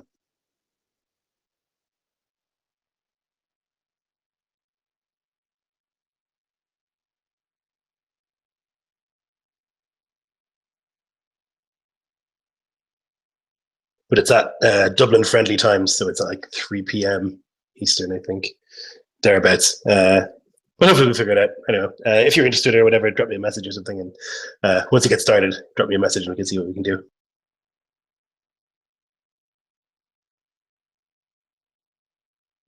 What's up, my boy? Yo, yo. How's it going? Good. I was repping World Workshop and our Lord of the Rings game. Yeah, man, World Workshop. It's really exciting. Something we'll talk about whilst we wait for the others then. Me and Lloyd recently embarked on we did a pilot episode of something called World Workshop. It's on my channel. Do check it out. It's where me and Lloyd essentially are trying to build our own 5th edition setting. And we're trying to build it and try and talk about how we go about doing that as a kind of way for you to perhaps, you know, get some different ideas on how you can build a world for D&D, or for any game for that matter. It is something that we're working on, and I think we're kind of excited about it. At least I am. Lloyd has just vanished though, so and now I'm alone. Come here. Come Oh, here. is that? Good job. Excellent. So it's pretty exciting, isn't it? I guess bi-weekly, maybe. It was meant to be weekly, I think, but it's kind of fallen apart. Yeah, well, already. it's been crazy, hasn't it? Yeah. I mean, we've been trying to organize this game for a while, and you know, just lots of stuff is getting in the way. But we will definitely make a concerted effort to be regular, Yes. at least as regular as possible. But if you haven't checked it out, go check it out. It's on my channel. Also, make sure that you check out Lloyd's channel because there's some excellent games on there. In fact, tomorrow night, I have the good fortune of playing in one of Lloyd's Star Wars games. I will be playing Dreth, the Mandalorian Commando, in the Neo Crusaders, which the first episode is out on Lloyd's channel, and it is fantastic. Go check it out because Lloyd has got Star Wars down. Albeit brutally murderous Star Wars, but Star Wars none the same, all the same. I can't wait for that next game. I watched that first game, man. Oh man, It was so much fun. Awesome. It was good fun. It was so good. It's basically, oh man, poor Jedi, poor Jedi. No spoilers, but that's all I'm going to say about it. But yeah, definitely check that out if you guys have not watched that yet. It also stars Matt Click from A Fistful of Dice, Andrew Knapp, and Michael Barker. So yeah, it's good. It's good stuff. Check it out. Yeah. So who are we? We're just waiting on Tim and Chad. Okay. Cool guys. What are your thoughts about the game so far? Great. I love that dude, and I loved being mean to him. Sorry. Dude, I loved you being mean back. I really enjoyed him, but I just think like Marius has seen so many mages spout nonsense in his life, you know, like vague witticisms like, oh, we're all escaping something. He's like, nah, shut up. Give me facts. I really love that, man. I loved that you marched into the tavern as well and instantly ordered milk. Like, I thought that was excellent. I could not have guessed that happening in a million years. And You know today is back. what was so great about that exchange was that Rob, you like didn't miss a beat. You were like, "Oh, really? You want a milk sunshine? Is that kind of?" Can I just explain really quickly? And it's something that I will address whilst we're outside of the game. I was tempted to do it in the game, but whenever I do a barkeep in any game of D&D, it is always the same barkeep. It's like the Nurse Joy of Pokemon. It's always the same dude. Sunshine. Yeah, boy, how's it going? You know, just because I love doing that voice, and I think it's perfect for a tavern. I've got the same barman, man. Every time it's like, yeah, definitely, yeah, absolutely. So I'm just looking into the chat. I have Mike saying, "Rob, you've got to say honky tonk one more time." Oh, I've already said it. There you go, honky tonk, boy. Are we all back? I don't know why I said it like that. That was really weird. Yes. I'd We're all made back. the fastest roast beef sandwich that I possibly could. Dude, in 5 minutes. that Yeah, was like I impressive. threw it all together. Oh my goodness, you must have devoured it, man. Okay, are we all set to jump straight back in then? Are we all set? Okay, so I'm going to assume, a dangerous thing for a DM, but I'm going to assume that you guys are all prepared for your journey to Riverbreak Keep.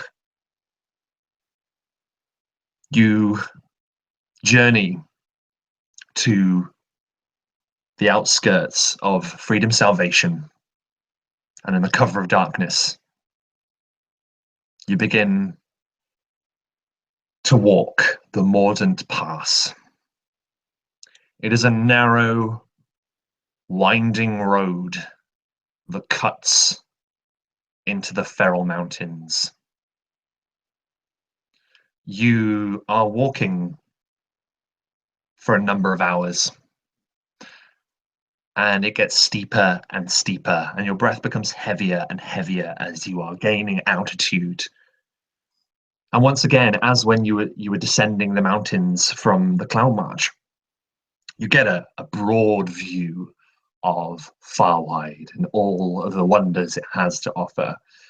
You see to the southeast that there is a strange rolling mountainscape that appear to look like waves to your back.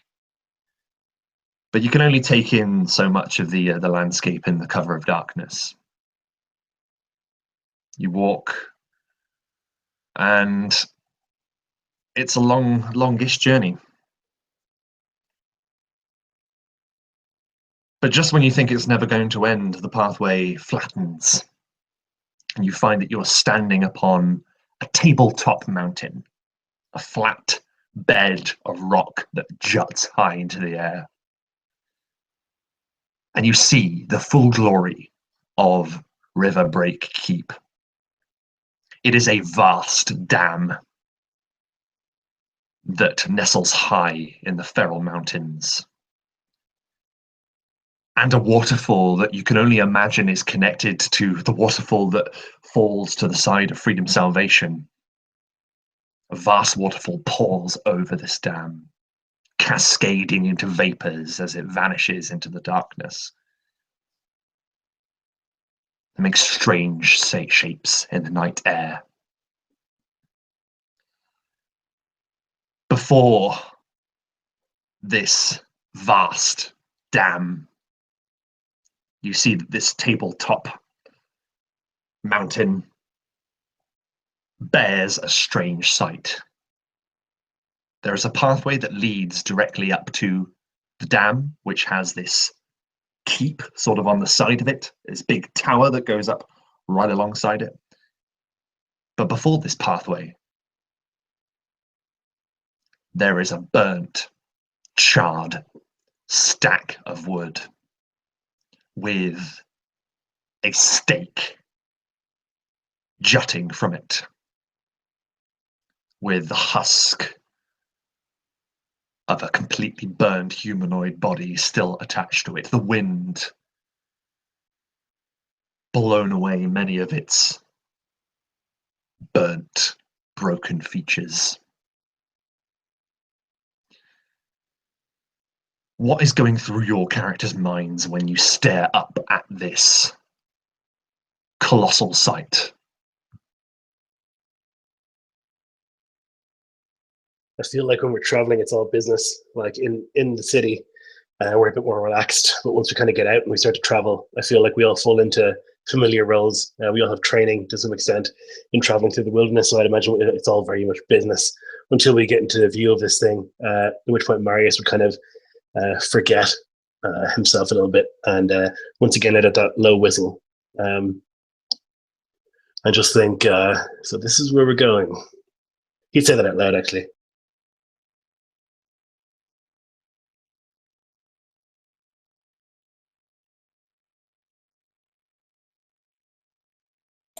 Yeah, looks like this is it.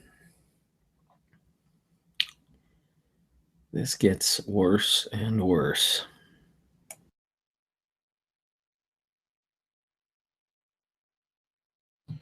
The entire time they're traveling, Taxes has sort of taken a very silent role.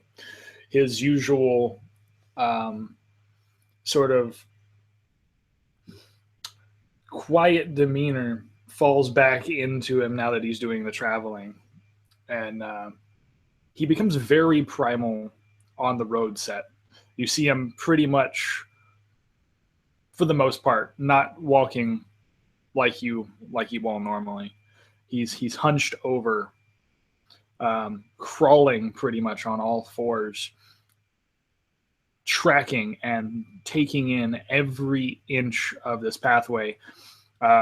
Everything that you guys have, everything we were experiencing, he's smelling it, sensing it, hearing it around him as best he can to make sure that as we're climbing and going through all this, we're not going to be caught off guard. And then he stops, smelling the burning sensation of flesh.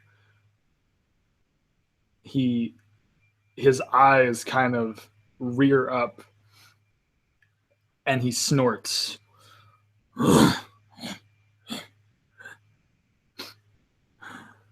Marius. Is that what I think it is? Well, it depends on what you think it is.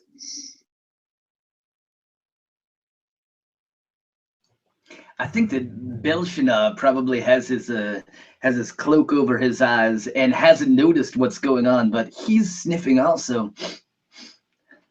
What is that smell?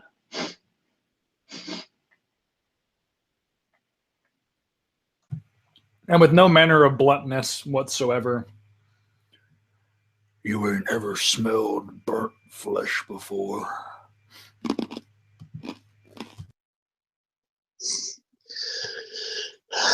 More times than I wish I had.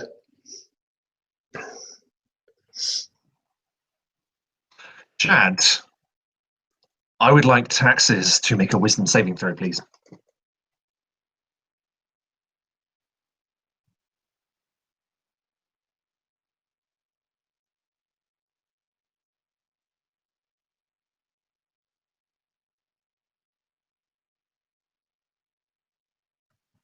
So, Taxes, you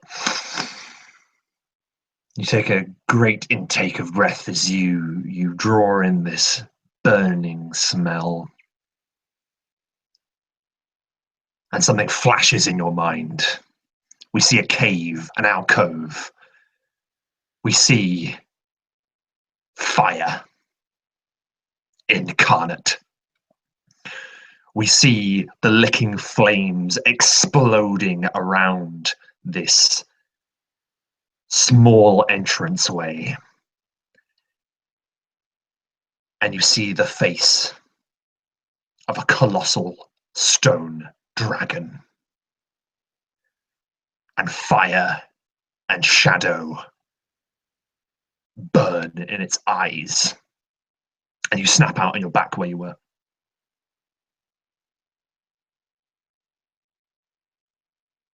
Almost, you see Taxes stagger backwards. He falls off of his pounce, his primal stance sort of completely thrown off guard. And if it's not usual to see a lizard or a dragon sweat, but I imagine that if you were close enough to him, if you could see it, every pore, everything going on, beads of sweat would be pouring off of his scales.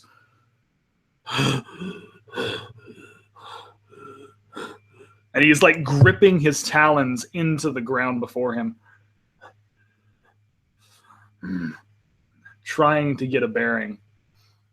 And when he does, a plume of smoke just sort of billows aggressively from his nose.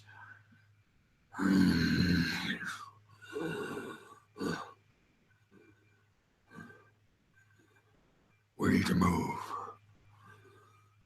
No. When the smoke wafts in front of Marius, you guys would see like tears filling his eyes as he's like, the smell of the flesh and the smoke together reminds him of an excursion that he had with the witch hunters that ended up in the burning raising of an elvish village. And he just stands there for a second and takes a deep shuddering breath, and a tear will roll down his face.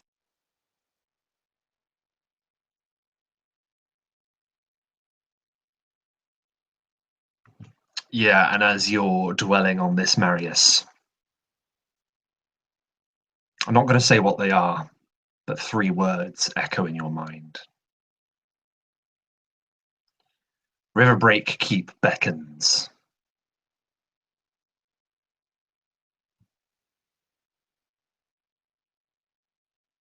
Keen to like shake off the kind of dark feelings, Marius would simply begin moving. Action keeps him distracted. As you all begin to approach, this narrow pass arcs over a mountainous canyon. You're all beginning to feel a bit sick of these terrifying heights. Nonetheless, it's something you're getting used to, with the terrain being as it is in this area of Farwide. The pathway that you're walking towards leads right to the tower that is connected to this dam that's built into the mountains. And you see a large, rusted, wooden and steel door. And it's ajar at the foot of this tower.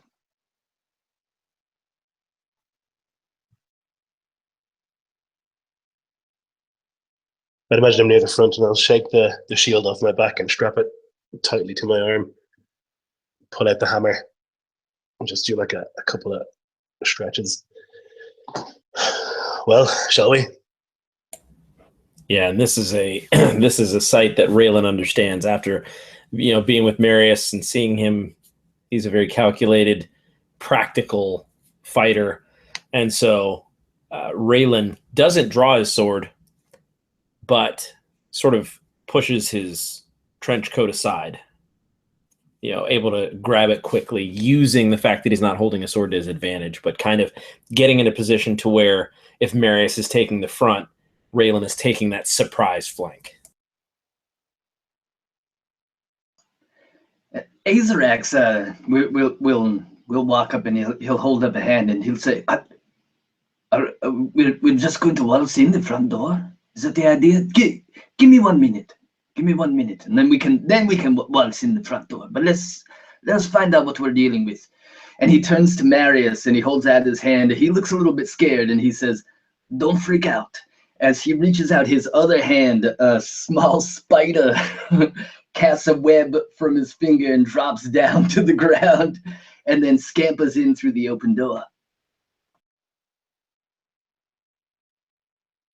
Marius, standing so tall and so strong, ready to face whatever terror is within this castle, sees a spider skitter across the ground, and despite of it all, just goes, takes a step back.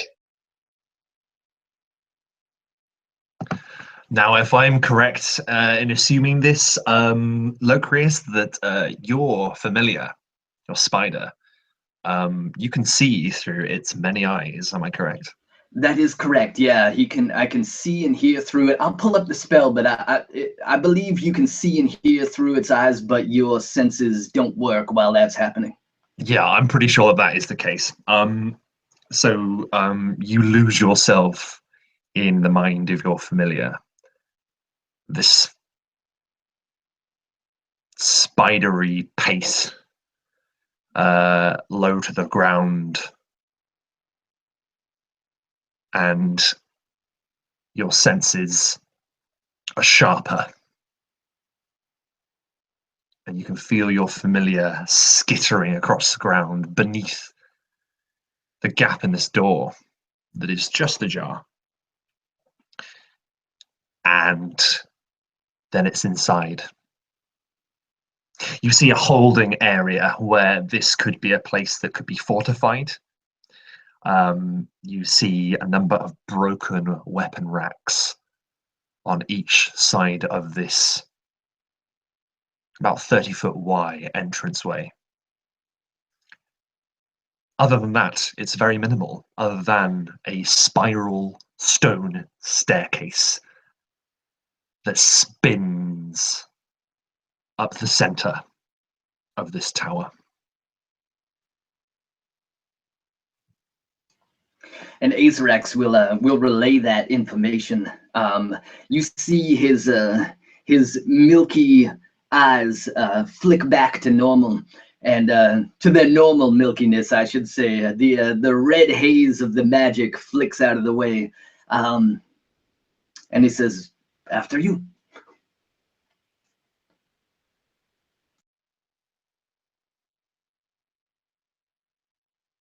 Yeah, making sure that he doesn't cross paths with the spider on the way in, he will move into the darkness. And Marius, you shaking off that chill on the back of your neck when you see anything of the arachnid nature. You step into the door. And you see very much as Azarax has described this entranceway, this holding hall that could be used in a siege. You see the shattered weapon rack and rusted weapons.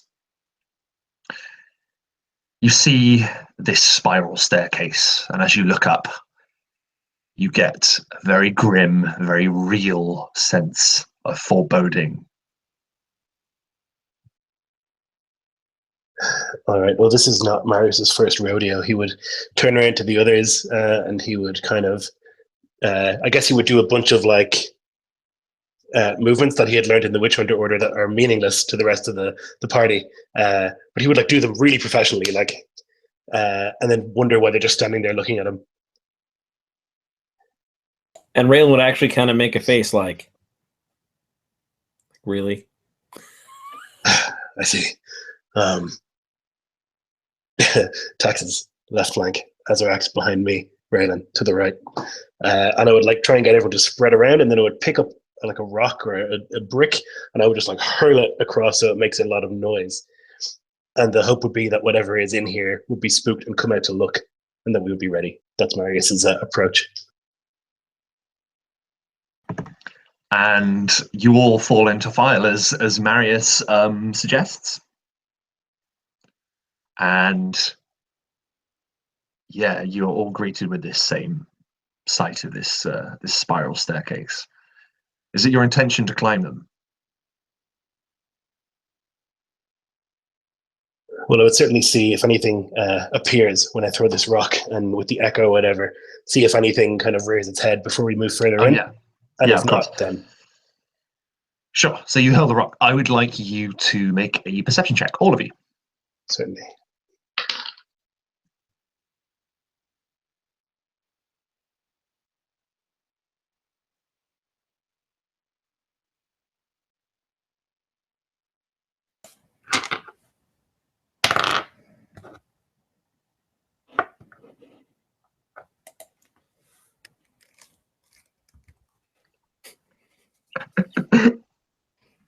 Oh, well, basically all of you are very perceptive other than our boy RAYLON.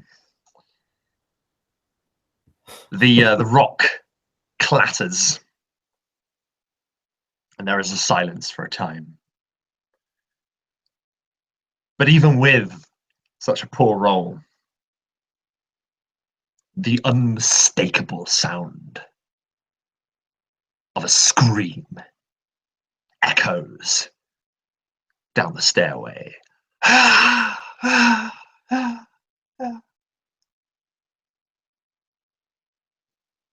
Dust falls from the stairs and rains slowly down upon all of you.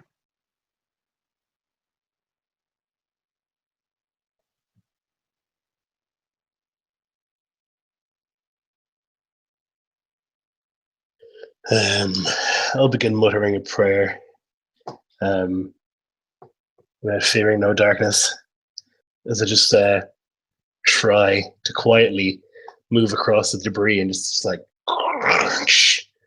and just like chink of chainmail and crunch of rocks as I move, just trying ever so carefully to not make noise, but being very, very bad at it. And every sound of that comes from your footsteps sends just an unnerving shiver up all of your spines. Every sound is audible in this place, as it's that thing wherever you try and creep anywhere, suddenly everything that you do becomes inexplicably loud. But nothing happens. And as Marius begins to ascend the stairs, do the rest of you follow? I think I'm going to, but I'm not going to take the stairs. I'm not going to take the stairs like normal. I would like to, rather than just walking up them, how far are they roughly, Rob? How many floors are we talking here? If we're looking, are we looking at floors, or is it just continually spiral all the way up to like the top floor?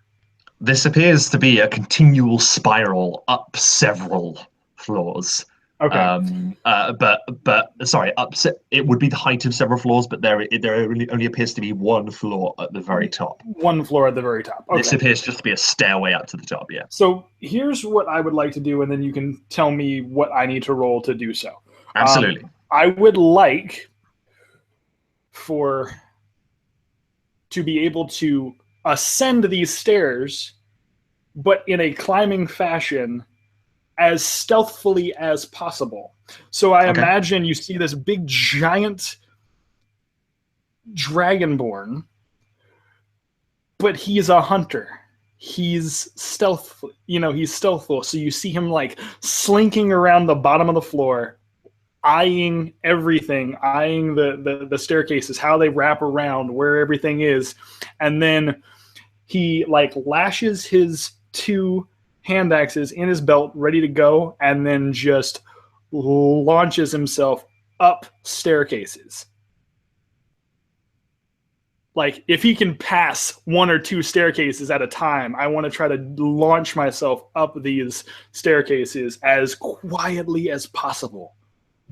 I absolutely love that. Yeah. So I would like you to first of all give me an athletics check for the climb and also a stealth check, please. So here we go.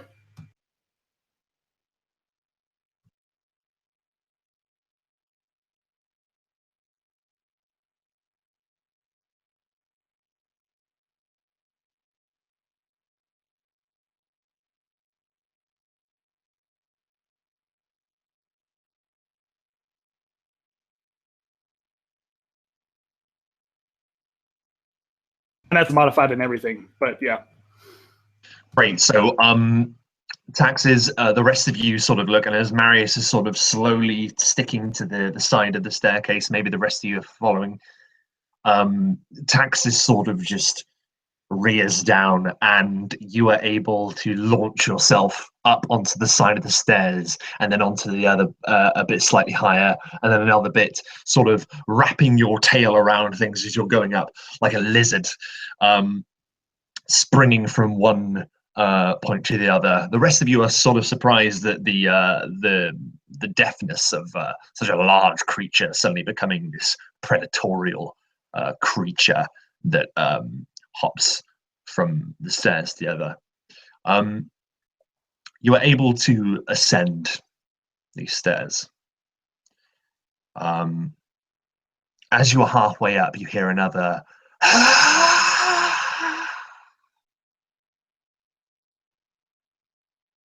Is there anything you wish to do? Yeah, go ahead. My praying will get louder now. And maybe you guys would know some of the words. Probably not, though, I think. I shall have no fear, for I am fear itself. Things of that nature. Scary-ass words coming out of Marius's mouth. As he continues to ascend, he would begin to feel less and less afraid as he casts protection from evil on himself. Amazing. And as you climb higher and higher, and Marius's words get louder and louder, I will fear no darkness. I am the light in the shadow. His words getting louder and louder as you ascend round and round this spiral staircase. Each one of you has this deep feeling in the pit of your stomach as you climb higher and higher, and the screaming continues. And it is not long at all, before you have reached the top of this spiral stone staircase. You see that half of this tower that you have now climbed up into is completely broken away. You see that you are on the very top level of this dam, and you can see it stretching across this mountainside. You see a number of things. The first thing that takes your attention is the obvious one.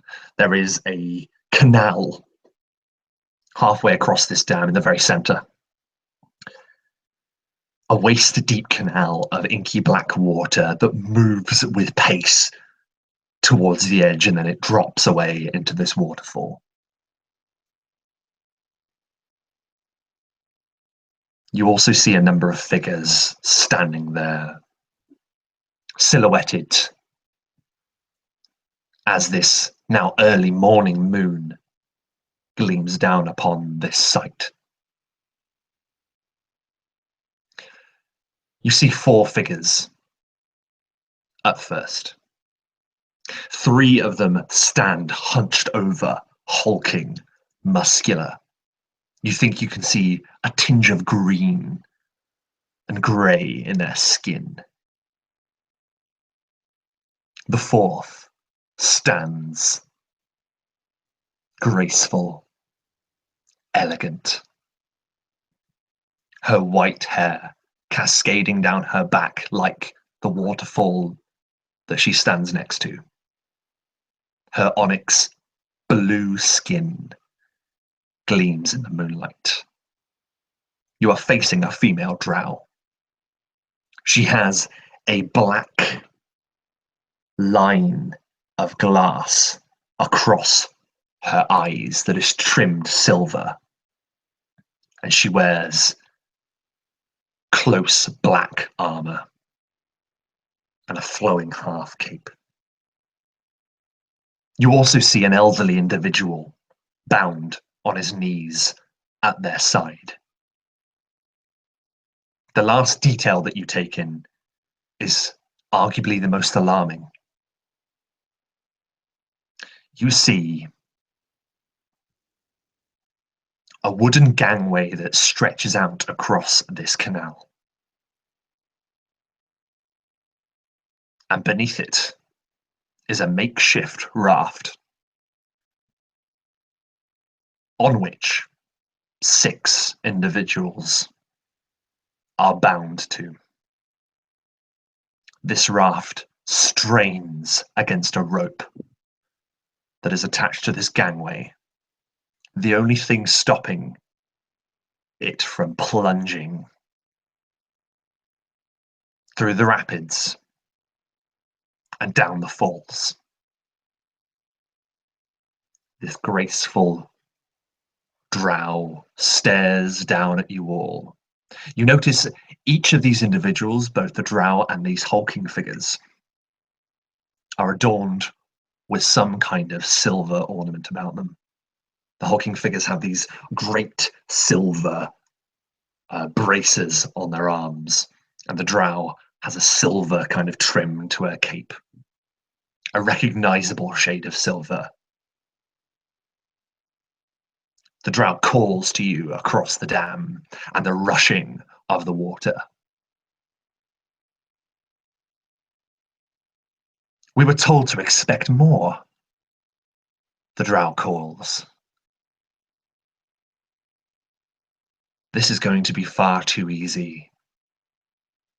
Tell me, what do you hope to achieve here?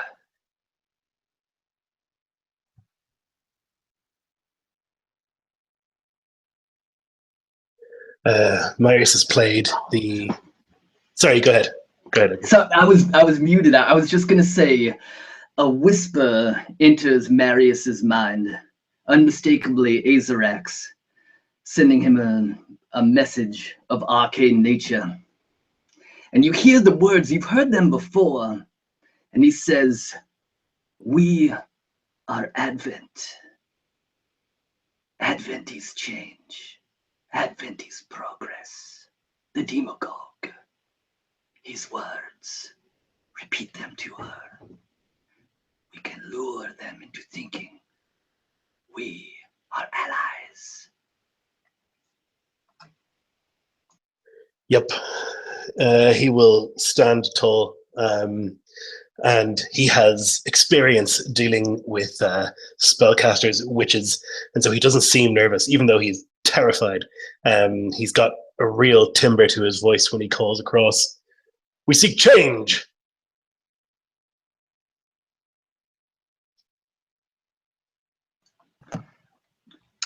You seek change, do you? Come closer. I'll be happy to show you. I'll begin advancing. And I will say, "Mistress, you've come a long way. We spoke with Well, he's gone now. But we are glad to find you here. We seek the light of the Advent. We seek the destruction of the old order and the bringing in of the new. That's all very well, but if you take another step closer, and she raises a hand, and one of the hulking figures puts a heavy leg on this wooden gangway, lowering what looks to be a cleaver to the rope. Another step closer. And their lives will be forfeit. If that bothers you, by all means, continue. How far away are we, Rob? So you are about 50 feet away. Excellent. Music to my ears. I will look at this hulking idiot with the cleaver. And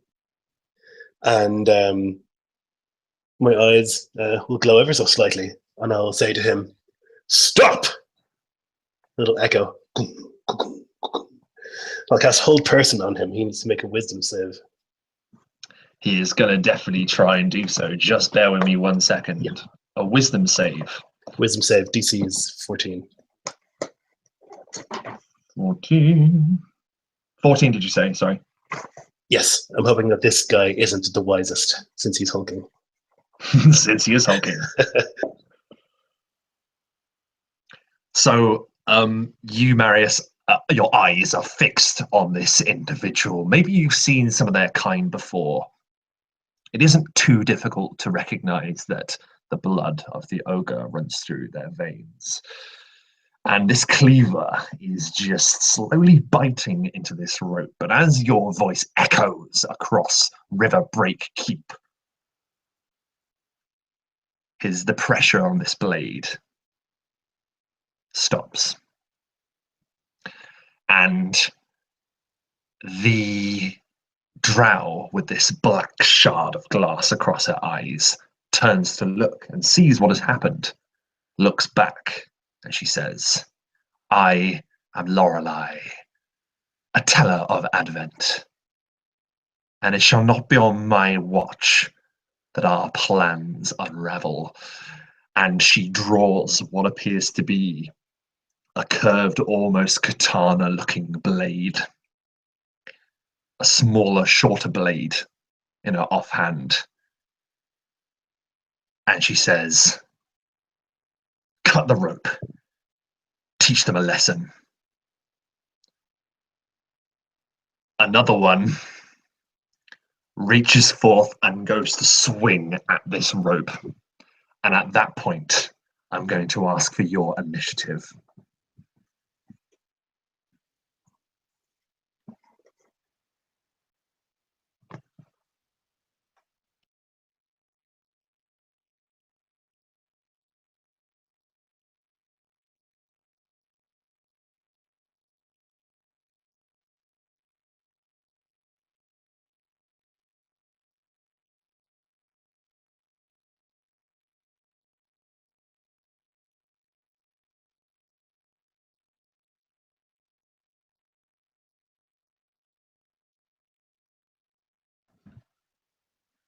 So, Marius, you see the drow, and you hear her give her order, but you are focused, serene, and you act first. I will. Oh, this is going to be gnarly. I'm going to run forward as quickly as I can with the hammer raised. And the drow is like looking at me like, he won't get to me before. And then I just disappear and appear right next to the ogreish creature that's about to strike down at the rope using Misty Step, which I cast, and appear right in front of him. And I'm going to swing my hammer at his head. Amazing. And you just go and just appear directly in front of the one that's about to cut the rope? Yes. The other one is stopped right under my power. Yes, yeah. Correct. Okay. Oh, it's 17 on the die, plus 5, which I guess will hit. Yeah, that isn't a problem. I want you to explain exactly how you slam your hammer into this half ogre. Certainly, yeah. I will, as I say, sprint forward, and I can imagine they all look at me like, he's so far away, what's gonna... And then as they're thinking that thought, I just vanish in like a puff of smoke and then appear right in front of this ogreish creature as it brings the sword down, and I appear right under and just like swing the hammer right at its elbow joint, just right up in there. Hopefully breaking the arm. And I'm going to use a spell slot to smite this fool also. Amazing. Amazing. Oof, baby.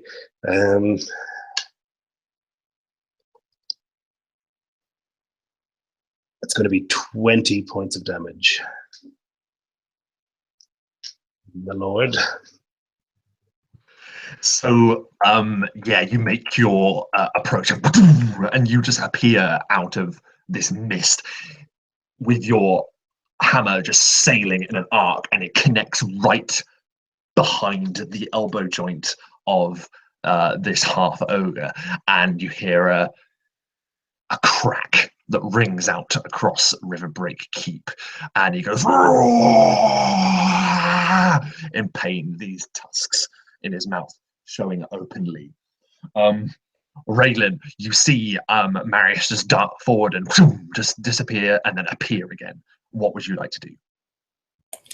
So I would take a step toward the person cutting the rope, and as she pulls this wicked looking blade, just shing, I think there is not a way that I couldn't draw, like if I see someone drawing, it's like my swords are drawn. And so I feel like double swords, long and short, toward this female, because I trust that Marius has it covered, especially if I see him appear and reappear, like disappear and reappear.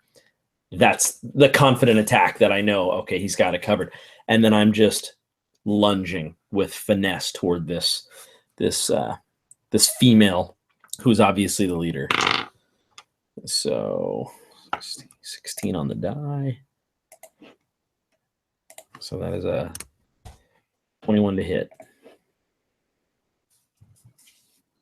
Lunge. And what the rest of you see is a blur.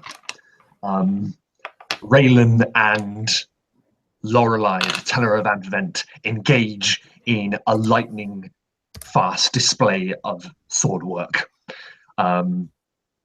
Hit, parry, hit, parry, hit, parry. And RAYLON, your mark lands deftly, and it slides past her guard and sinks into her chest, and she spins, taking a few steps back towards that wooden gangway, ready to face off against you again. And she does definitely take that damage. As the battle erupts, Taxis. Okay, so Taxis has been, as he probably got up to the top first, he's been taking all of this in, and he's waged who's going first, where everybody is, and now he's more concerned about the people still hanging from these ropes. So I imagine while everyone is sort of locked in place, I am going to take the opportunity to try and pull as many of the ropes up as I can to get them out of harm's way, because I don't want them to fall to their death if something were to happen. Now, the thing is, Tax, is that, yes, indeed, that would be entirely possible. However, that leaves you two options. Okay. To reach the raft, it is the rope is tied to the center of this wooden gangway. You would need to either reach the gangway or jump in the canal. What would it take for me to reach the gangway? You can reach it if you expend your entire movement. But that would be just you doing movement. Okay. A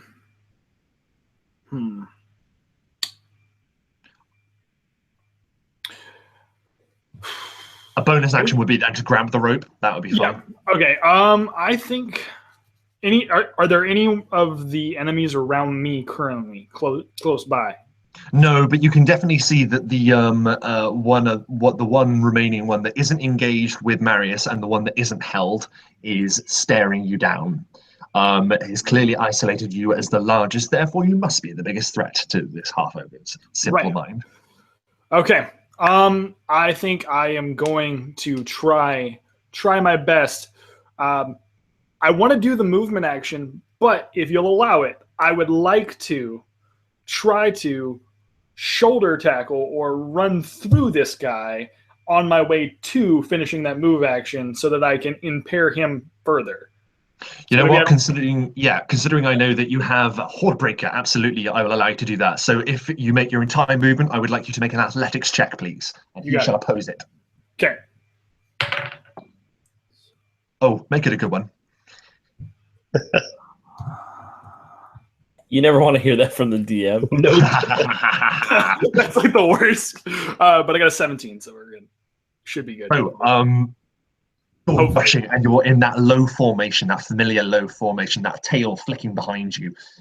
Maybe your hand axe has come out, I don't know. But you're rushing towards this half ogre, and you see it brace.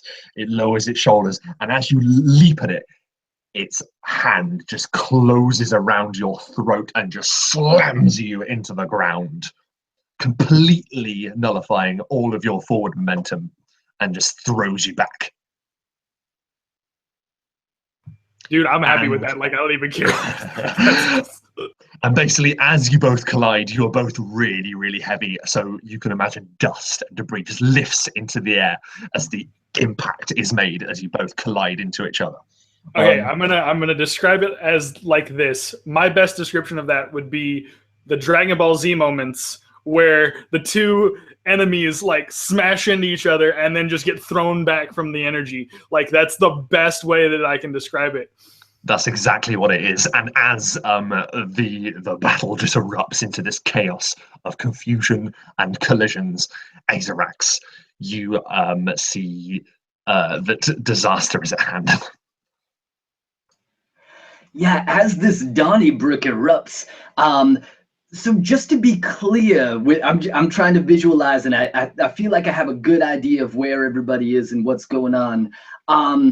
One of these orc ogre motherfuckers is held by a whole person. Is one of them down? Yeah. One of them got taken down? No, one of them is still locked with Marius. He took a bit of a beating, but he is not down. The other one is held in place. Gotcha. And the other one has just collided with Taxes. And Marius is squaring off against Marius the is dueling Lorelei, yeah. And we have this gangway with the prisoners, assumably the prisoners on it. So I imagine as all of this is going on, I imagine that Taxes rushes forward. These two hulking fighters, warriors, creatures, monsters hit each other, and I imagine Azerax kind of ducks underneath them and sort of pushes against the side of this bridge, the top of the dam area that we're on, and he walks forward, turns, and addresses the drow as he moves forward in that direction, and he says, "You made a mistake pissing off my friends." And with a wave of his wand, you see over on the gangway where these prisoners are, where that rope is, all of a sudden these glowing, animated, magical blades shoot into life, like imagine like an Indiana Jones death trap going back and forth as I cast minor illusion in the way, hopefully to keep anybody from cutting the rope and killing the prisoners. That's incredible. And though her eyes are veiled behind this black band of glass, you can see her eyebrows raise in kind of a reaction. Can I have your spell save DC to see if she believes this is an actual threat, because she's going to react to it? Sure, yeah. The spell save DC is 14. And I believe that it's a intelligence investigation Correct. to see if it's an illusion. So, as you command and you send forth this spell, and these blades, these wreathing blades, just shoot forth in an angle like that, she totally buys that this is a threat, and she sort of does this acrobatic spinning corkscrew leap where she goes right round on her side, basically as if to try and evade it, and basically lands. But that does mean, RAYLON, you do get an attack of opportunity if you wish to take it. I certainly do.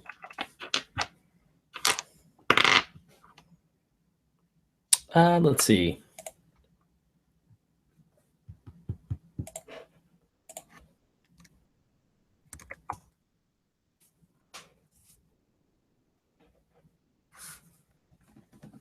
Your blade just skims her, if you'd like to roll your damage. Perfect. And I would imagine that it's a very economical strike. It's very methodical, just sort of a like poop. I rolled minimum damage, so let's see here. So let's. Okay, but it's still a strike, and as she's doing this sort of corkscrewing spiral dodge to sort of evade this this blade dance that is erupting across the gangplank. Yeah, basically your blade just clips her across the side, and she lands kind of sort of flat-footed, but ready. She looks down and sees her blood dripping through the armor, and she looks furious. And she assaults. She goes straight into counterattack, and she lunges forth, her blade attempting to find its mark in your flesh, RAYLON. Your AC. I can't see your overlay properly. Oh, you can't? Oh, sorry. Oh, there we go. Sorry, that is my bad. There we go. No, you're good. No, it's 16. I gotcha. So she basically flings forth, and she gives as good as she gets. You are still moving back, sort of fighting back towards this gangway, and she seems kind of worried that she's moving towards this blade dance that she considers to be real. So she strikes desperately at you, and her blade plunges through your side.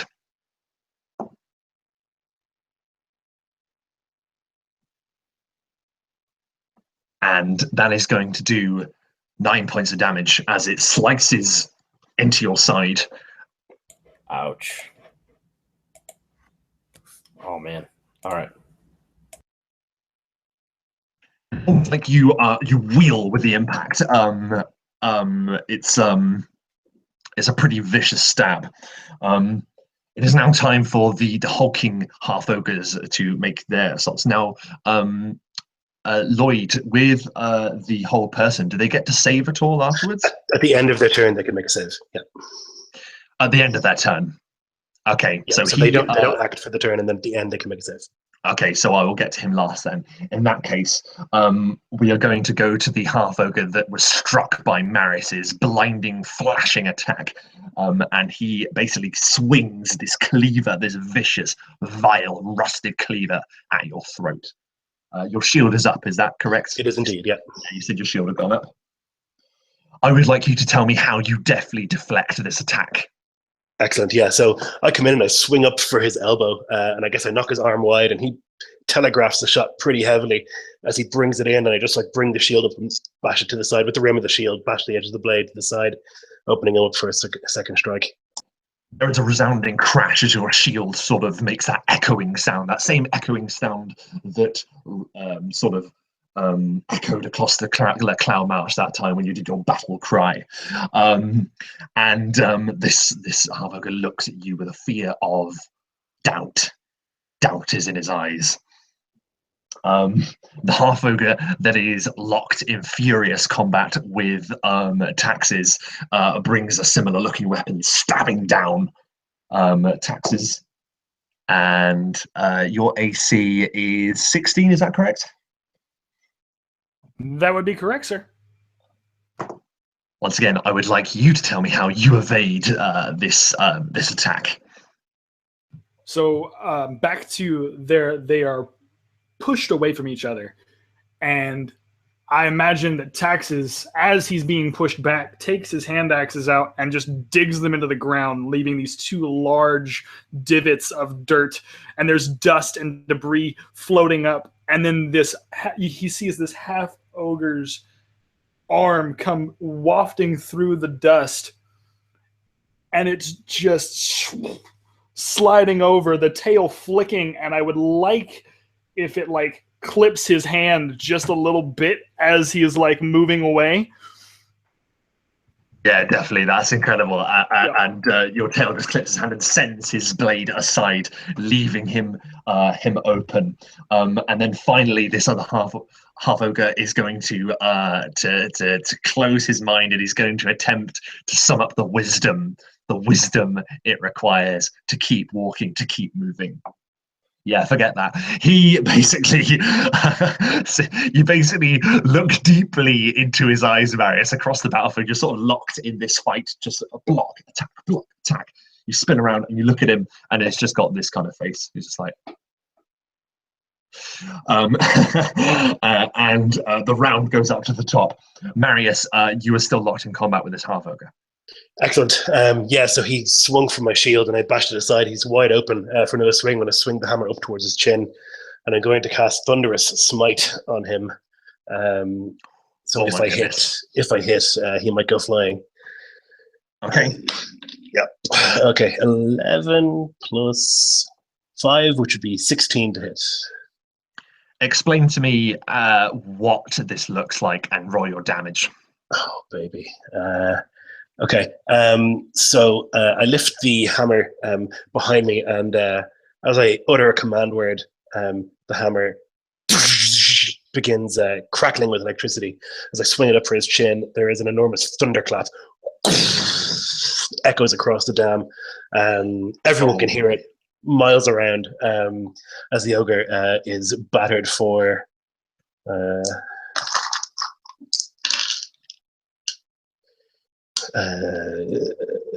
14 damage, and he needs to make a strength saving throw, or else he goes flying.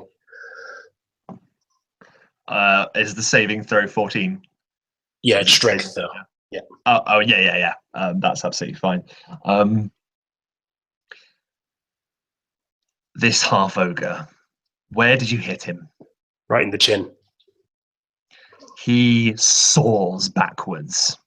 That familiar white flame that bursts from your trusty hammer erupts from his face. You can see that he is dead long before his lifeless body crashes backwards onto the gangway. He falls through the blade dance.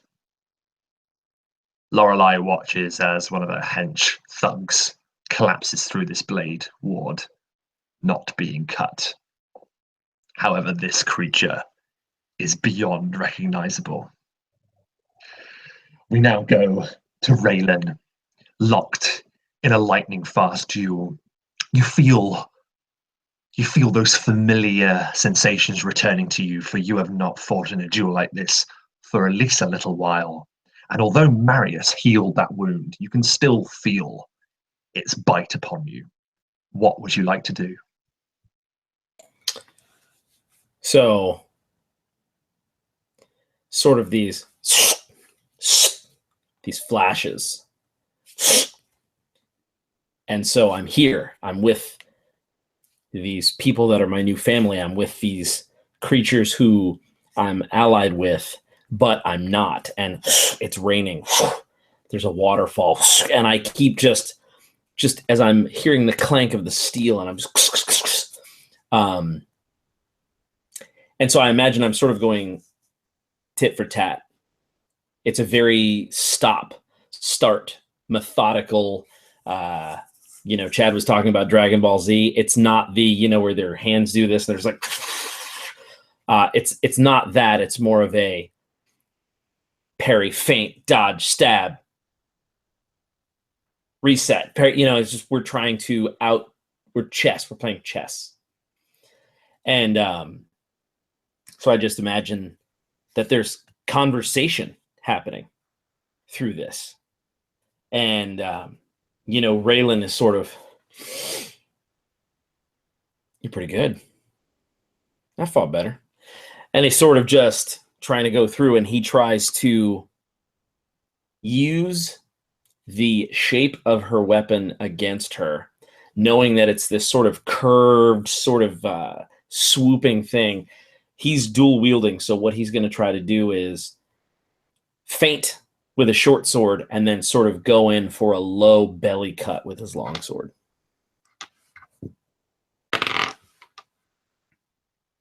Oh, I don't think, you know what?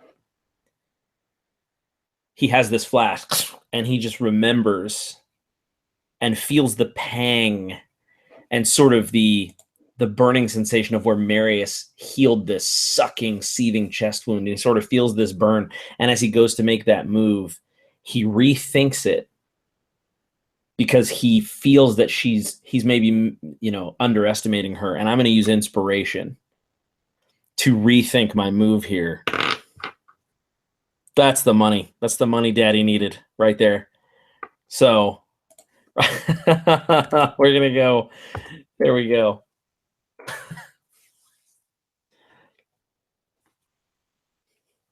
So yeah, you rethink, and it's like you say, it's chess, but lightning fast chess. And you go to make a move, a similar move that you made a while back.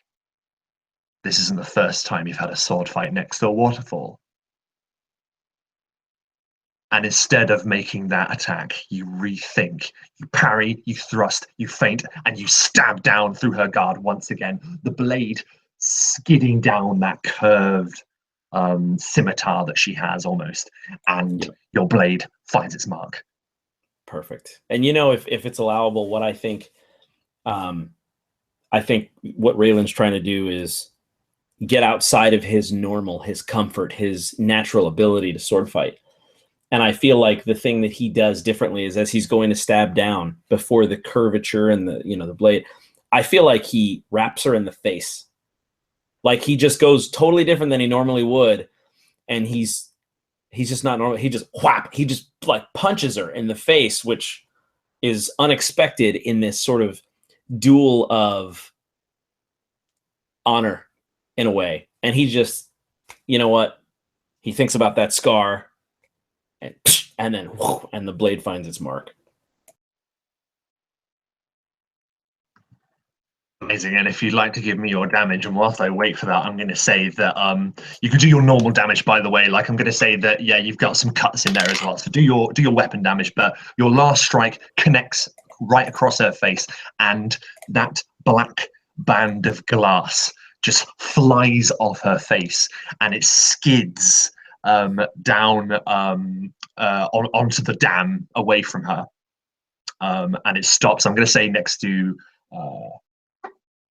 Azarax's feet, and you look into these white pearlescent eyes, and you can see just like a look of kind of disbelief.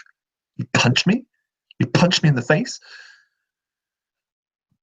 but your blade does find its mark as well, and she once again staggers back,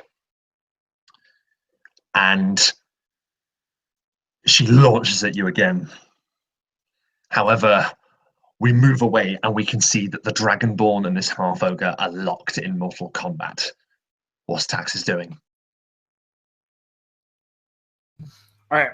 So I see my target. I am still in full-on like lock and load protection mode, but I got to get through this guy first. So I imagine that you see his nostrils flare, and there's a bit of a tiny dragon grin that comes across his face. Okay?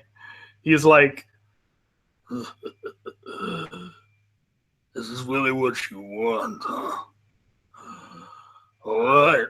and he slams his fists and his claws into the ground. And if I can imagine that you just see his eyes dilate, that sort of lizard dilation that it does. And I'm going to be casting Hunter's Mark on this mofo. Okay. And Absolutely. I imagine what it does. So I imagine what it does is it's going to, I see everything. I see the heartbeat. I see the skeletal system. I see everything about this creature. And I want to find the epitome of weakness. And I want to just strike at that point.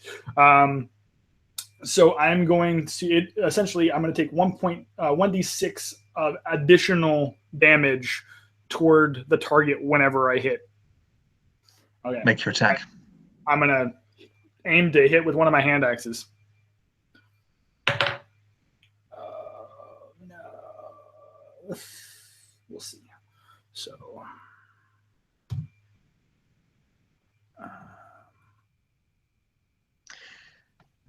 So, Taxes, that instinct. It's all like your instincts are just flooding back to you.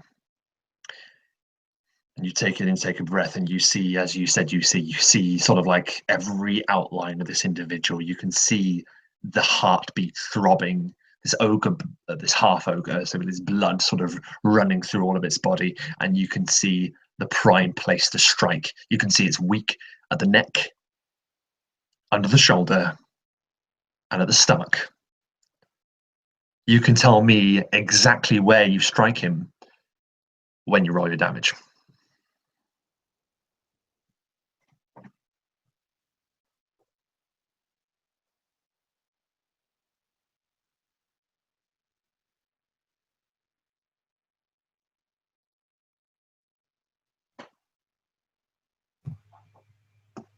I got a... So it's damage, by the way, is that plus my modifier, right? So I have a modifier. Yeah, just your modifier. I realized last session I said proficiency as well, which I believe is wrong. So okay, so yeah, just it would be, so it'd be 7 damage for the first roll. Excellent. And then for the additional damage roll, it would be 6 damage. So that's 13 in total. Okay. 13 total. Yep. Amazing. And what does it look like when you slam this hand axe into this half ogre? So I'm gonna go. I'm gonna take your advice, and I'm gonna go for the neck. But here's how I want to do it. I would like to vault up over him, take one of my hand axes, dig it into the neck, and use it to propel myself up over this dude and come out on the other side, and then just start booking it towards the individuals on the other end. That's amazing. You you slam this axe into him and you soar over him. If you had wings, you would take flight, but instead you land directly behind him, and with a tail flick, you are just dashing towards the gangway. Azerax, you see the Dragonborn sort of launch into the air, land, and pace it towards the gangway, hoping to try and stop that rope from breaking and sending the diplomats to their doom. Absolutely. I imagine, again, Azerax needs to dive out of the way. And yeah, while his warrior companions are calm and collected in this battle, he is not. He is not used to being in this sort of intense life and death situation. And I think as he dives to the side, he's looking around. It's difficult for him to see and know what's going on. And then down at his feet, he sees this amazing piece of eyewear. And if there's anything a blue motherfucker loves, it's some crazy ass eyewear. So he reaches down and puts that on, and I imagine all of a sudden things go into focus. He attains for this brief moment a state of hyper-focus as he surveys the battlefield. Now, what is the state of the raft and the people in the raft right now? I'm glad you asked, Lorekeepers.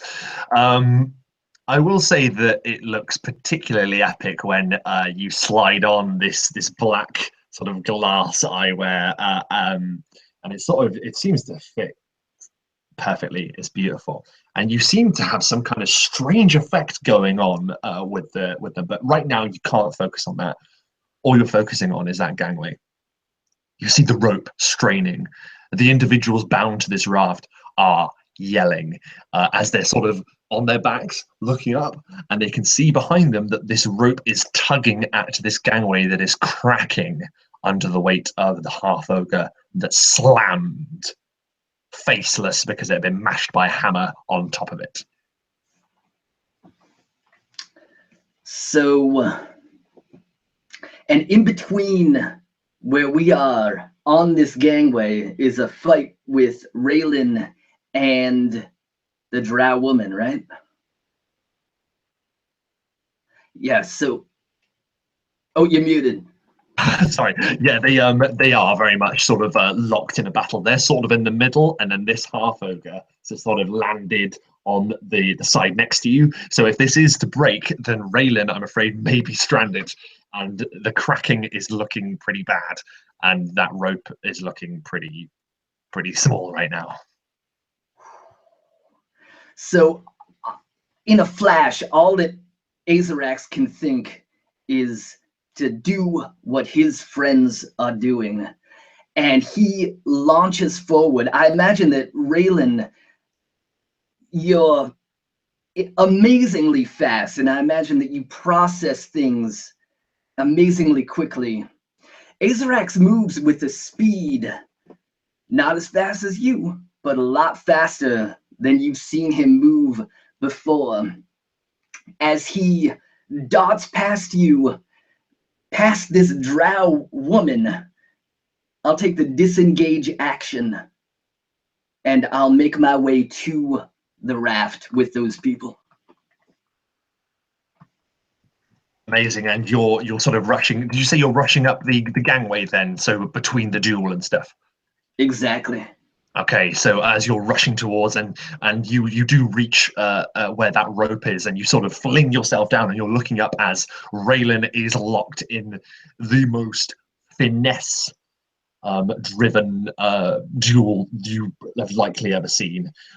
This drow and he are dancing around each other, swinging blades from side to side, and it is her turn. And she makes another.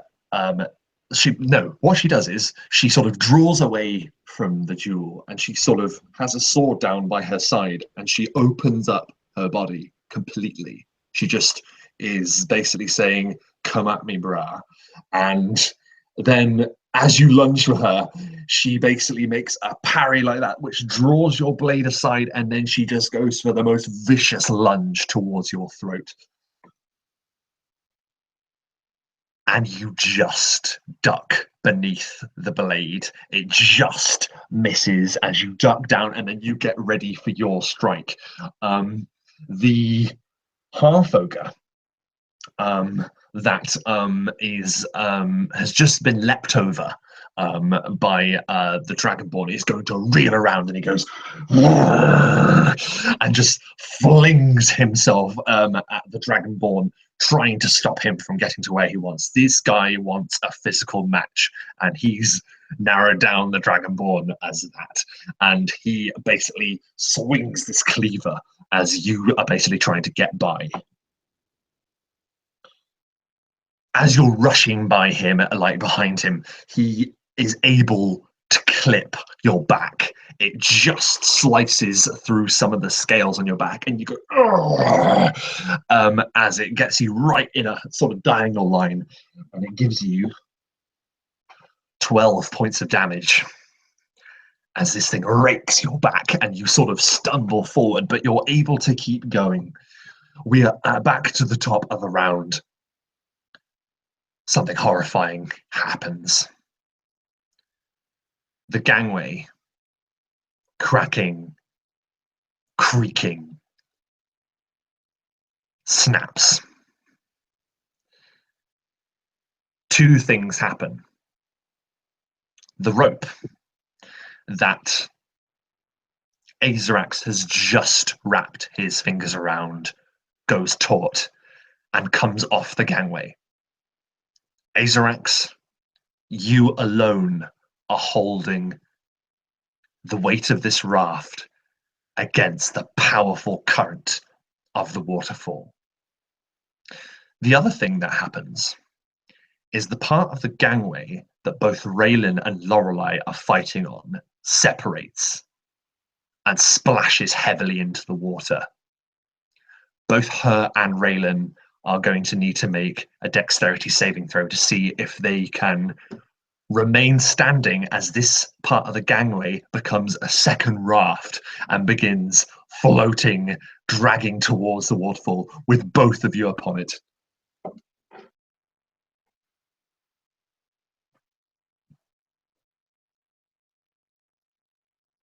Okay, I've got mine. What's yours?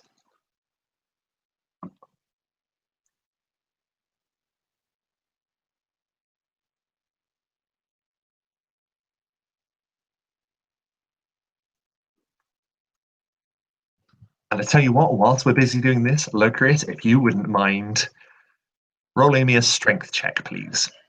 Absolutely. So as this happens, Azarax goes on memory and instinct, and he says, Noratu, as he casts Featherfall on 5 creatures within 60 feet. There's 6 of them on the thing, aren't there?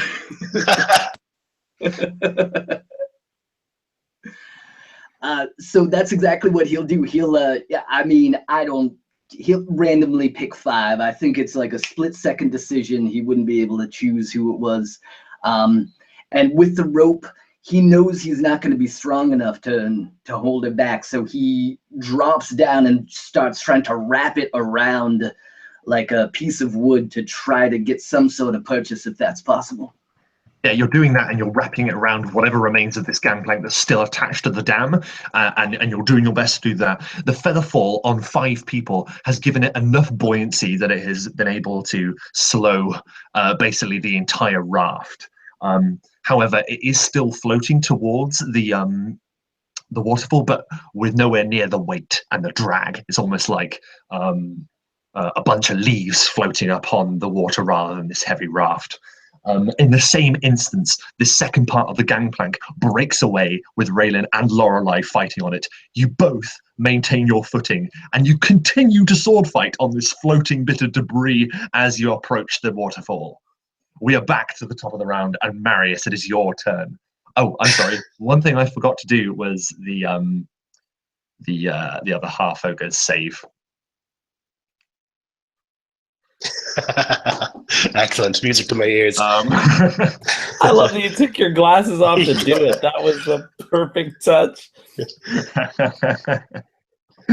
Marius, what would you like to do? Okay. I have been told many times never to leave an enemy behind you. And I can see that Azarax is struggling, but this enemy is still going to be behind me if I walk to help him. And so I drop the hammer and I pull the 2-handed sword from my back, and I just like line it up like right next to this guy's neck, like as if I'm going to take a golf swing, and like pull back and do like a test, and then just so it's an automatic critical hit if he's paralyzed, which he is. So it is absolutely 100% an auto critical hit. Tell me everything. Okay, well, roll your damage first. Do your damage first. I'm going to need 20 minutes of a calculator to figure this out. Okay, well, for critical to me, I just say that you roll it twice and add your modifier. So yeah, okay, sure. Go crazy. Go crazy. Oh man. Oh man, this is a lot of dice. Oh, it's such a lot of dice. What a shame. Oh my god, it's well in excess of 40 so far. I don't have enough dice for this. So I use the smite to ensure that he goes down. Okay, 47 points of damage. So so I line up the swing right next to his neck, and I pull back and I just do a little test swing, and then I bring it back and the white light explodes around the blade. I want to make this quick. This thing is blameless. I think he's a pawn of the drow. He doesn't need to suffer. So just one quick cut hopefully separates his head from his body. It absolutely does. You said you were doing the hammer, right? No, I took a greatsword from my back. Oh, I'm sorry. Yeah, okay. Yeah. So the great sword, it gleams as the morning sun climbs over the mountains, and the rays of light reflect on your blade as you just swing down, and it cleanly cuts straight through this half-ogre's neck. His head spins, falls into the water, and bobs away in the current. His body just falls and collapses to the ground. Blood is everywhere. RAYLON, you are on this raft. It is bobbing and it is completely unbalanced. And then the light of the sun beams from behind you directly into Lorelei's drow eyes.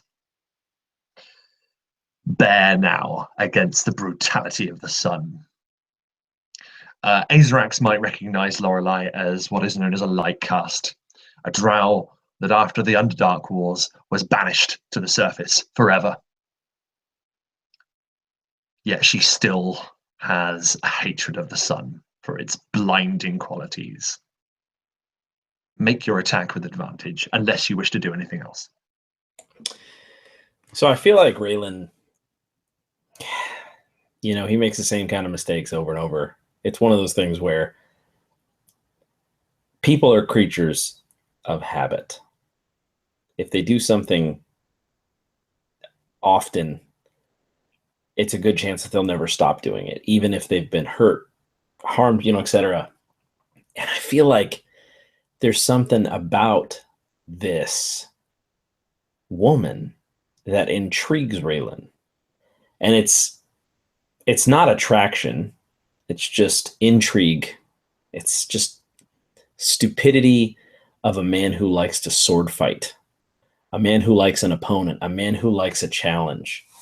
And he kicks her into the water rather than kills her. And I think that there would be some parting words here. And I know that this probably be something that it's impulsive, it's impetuous, and his companions probably wouldn't be too pleased with it. But I think he would at least go to kick her into the water. In fact, what I'm going to do is I'm going to make a will save. Ooh, okay. Okay, I'm going to go with the dice here. The dice have spoken. I'm going to go with the dice here. RAYLON thinks this through, and he lowers his sword, and he goes to kick her. And I think he would see Marius. And this sort of, in this skirmish as the golf swing, as we heard, with this enormous weapon, I imagine that this emblem has sort of worked its way out of his collar and is sort of dangling halfway. And it catches that sunlight. And RAYLON sees it as a badge. And he realizes that if he does kick this woman into the water, it's these kind of selfish things that maybe got him torn up in the past. Impetuous things. And he kind of looks and he sees Marius and realizes that it's probably not the right thing to do. And I think he would probably aim to do non-lethal damage if she looks like he's going to try to knock her out, like basically like a sword slap to the face or maybe the temple, like where he turns his sword sideways and just crowns her to try to knock her out. With advantage. Oh, right. Yeah, the sun beams into her eyes. The second roll was a nat 20. Oh, wow. Okay. Yeah. Now, I will warn you that being knocked into this water is essentially a death sentence anyway. Is that what you wish? So my thought process is, if I can, I want to try to do the grab her collar, like knock her and grab her, not necessarily knock her and hands off, let her fall, but sort of that, like, you know, and then try to sort of capture her essentially. Excellent. Okay. In that case, do me your just do non-lethal damage. So this is going to be non-lethal but a critical hit. So go for it. Oh, nice. And how do you do your crits? Roll it dice. Roll it twice. Roll your dice twice, and then add your modifier. Love it.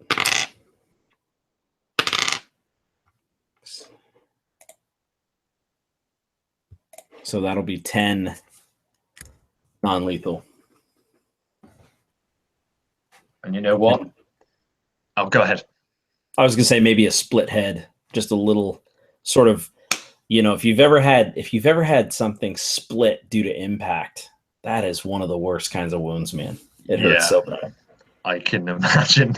And I'm going to say the hilt of your sword connects painfully with Lorelei's head, and she just is out like a light, and she's just goes to fall back, but you just grab hold of her armor, and I'm going to allow you to, because this is basically a reaction. This bit of debris that you're on is so close to that waterfall. You can hear the drumming of the water pounding deep into the darkness.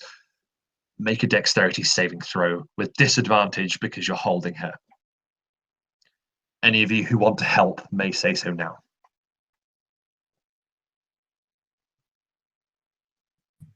If I am in the vicinity of seeing this, or if I'm in the range of doing it, I will help as much as I can so I can prevent him from falling off the edge.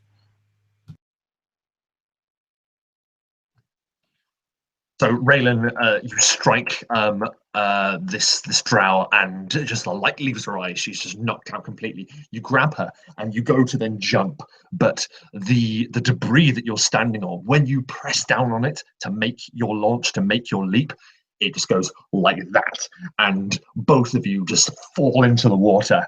You clutching this drow, and you're being dragged away, but you literally reach out like that, and a scaled hand just goes and grabs onto your wrist. And Taxes, I'm going to say the adrenaline allows you basically to pull them to you, not out of the water, but so you're, holding them. I am going to say that will take your turn, Taxes, as you're next, if that's okay. That's fine. That's perfectly fine. Like, okay. I would much rather take one for the team and give it to survival of the overall team than worry about me getting pummeled by an ogre. And speaking of taking one for the team, as Taxes is basically on his front, seizing RAYLON, behind him there is the shadow of that remaining half ogre. And it just stands above you, and it raises a cleaver, and it goes to stab down. But Azerax, it's your turn. Okay, so I imagine that in this scene, Azerax is just trying with his feeble strength to hold this raft as best that he can. Does it seem like it's to some degree at this point, or is it still in danger of going over the edge?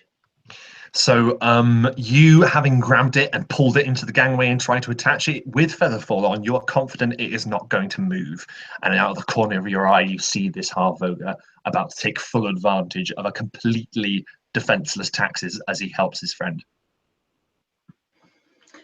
Yeah, and seeing that happen, I imagine that the wand again comes out and flips around. It does like a double spin in his hand as he shoots out this sort of weird blobby gray energy that shoots and coats the ground underneath this motherfucker's feet. I'm casting grease on him. So that's gonna be a dexterity saving throw for him. It certainly is.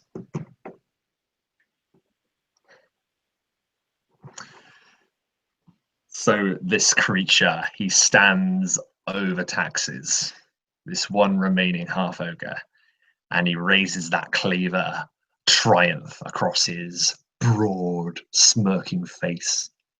His eyes dart to RAYLON, who is struggling in the water with Lorelei, his leader, completely unconscious. Marius is too far away, still covered in blood from dispatching one of his allies. And he just raises his blade, drinking in every moment, and he stabs down at Taxes. But as the blade is half an inch from him, his feet give out and the half ogre plunges forward. He sails over RAYLON, over Lorelei, and plunges into the water, where he is swept into the inky blackness and disappears down the titanic waterfall that collapses down this mountain. Congratulations, gentlemen. You have defeated the forces at Reverberate Keep. I won't ask for a strength check from Taxes. I'm going to say that you are able to heave them from the water. And Marius, I don't know whether you want to help Azerax with the raft. I would, yeah, certainly. I'd go over and pull the rope up. I think it wouldn't be too much trouble with it being light enough for Azerax to hold. So between the two of us, I could probably pull it close and then reach out a hand to the people within to come onto the... I imagine I'm not a very welcoming sight, covered in blood from head to toe, but nonetheless, I extend the hand. Come with me if you want to live. Incredible. You are able to basically, with the feather fall on this raft as well, once you're able to get hold of it properly, you're actually able with Azerax to sort of just lift it almost. It's a really strange feeling. The five of these so buoyant that you're able to lift the sixth member generally quite easily. And with a heave, you all collapse exhausted on the banks of this canal. Is there anything you'd like to say to each other or do? Marius is all business and see.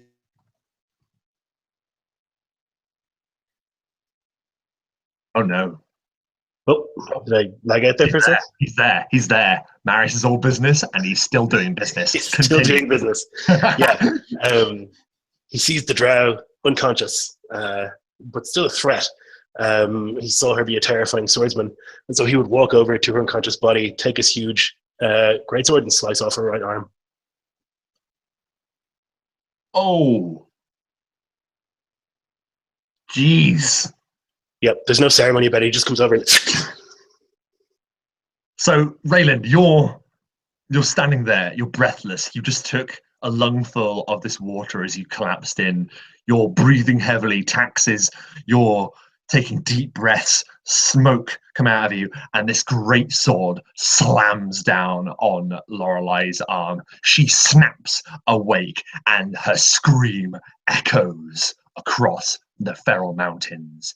Echoes deep into far wide. Her scream can be heard for miles and miles. The scream travels down the mountains, down the mordant pass of which you passed. And the figure that was burned on the stake, and down towards Freedom Salvation. A man drunk, heavily drunk, has been kicked out of the second tavern of the night. He's been disruptive. His name is Destry. He's given up on life. His stupor has made him emotional, and tears run down his eyes. A particular tear rolls over a scar on his cheek. Suddenly, he sort of snaps awake as if he's been unconscious for a little bit. He's not in an alleyway anymore. He realized he sat upright in an iron chair. Straps bind his wrists and ankles to it. He gives a gasp, an intake of air. And he is greeted with a deathly sight. A figure stands before him, his skin pale as the moonlight. Red, pinkish eyes of an albino tiefling. And his horns are like a crown, scratched from many a battle. There is the soft jangle as his armor moves about as he crouches down next to this individual. And he says, "Hello," in the softest, velvety-like voice you could ever hear. "Hello. Your name is Destry. I have waited a long time to meet you, Destry. I will introduce myself in time. But rest assured," and he draws himself up to full height, a tail flicking behind his back. "Rest assured, the tribunal will watch over you closely." And as Destry's eyes widen in fear, tears streaming down his face, that is where we will leave our heroes this evening.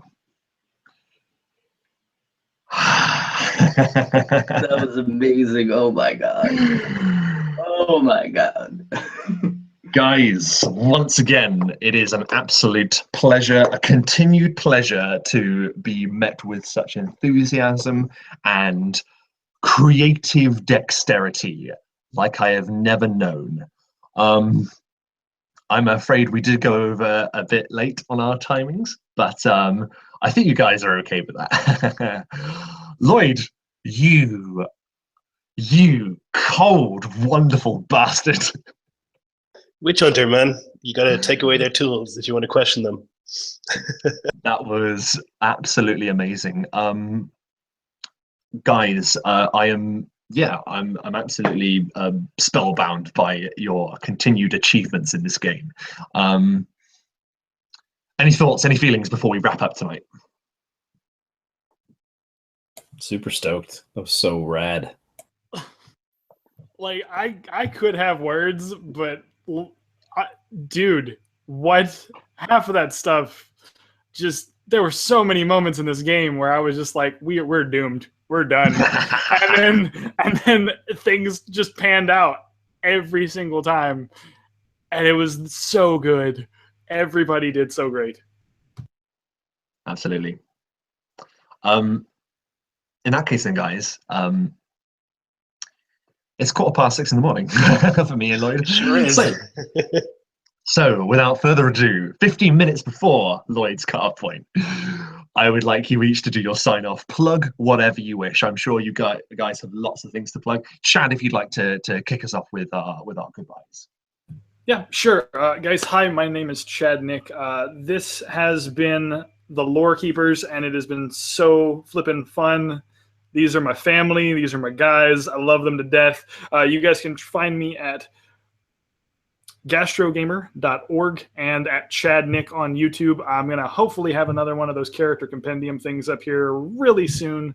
I'm excited for that kind of stuff. Other than that, this has been fantastic, and I cannot wait for session 3 of the Lorekeepers. This is crazy good. Yeah, man, absolutely. And I'd like to thank you because, like I said earlier, I've never been such a fan of the Dragonborn, but you, dude, have completely changed that for me. You are the quintessential animalistic Dragonborn that I have just fallen in love with. So thank you, Chad. Next up, Lloyd. Give us your sign off, man. I am Jarl DM on the YouTubes. Thank you for watching this game. I hope you enjoyed it as much as I did. I got to reveal some of the darker stuff going on with Marius, which I thought was pretty interesting. And it was a fucking great game. Nice work, Rob. Thank you, man. And I loved that because, once again, you guys keep surprising me, and that was definitely a surprise, I've got to say. Lorekeeper, my man. You are the man, all right, motherfucker. You are the one who is the man. I would like to plug a channel called Performance Check because... Oh, dude. No, man, for real, man. It's too much. No, man, this game, it's something else, man. It's really... I'm super immersed. Those any of the action sequences are so cinematic that like there's like time to breathe. It's not all like super intense, but like it just flows from one awesome thing and then shit changes and then it just everything, man. The characters, everybody's awesome. Check out Performance Check. Check out Gastro Gamer, Chad Nick. Check out Yal DM. Check out Tabletop Terrors. Check out Lorekeeper's Planetoid. Do yourselves a favor.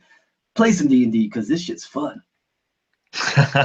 Absolutely. And Lorekeeper, once again, like, I'm loving your contrast with your character. Like you were saying, most of these guys are warriors, and you're sort of the opposite of that. And I adored your choices. And that grease, man, grease spell is just a nightmare for me. I'm sorry. Did you know that I intentionally have 0 damage spells? 0 I know, damage yeah. So. I love that. I absolutely love that. But you got some cool shades. Yeah, exactly. Oh my God, that was, I mean, Jesus, that's amazing, man. That's all I've ever wanted. Absolutely, man. And finally, and last but definitely not least, it is Tim Carney. Dude, Lorekeeper, you got me. That's all I ever wanted. So, I'm Tim. I'm half of Tabletop Terrors.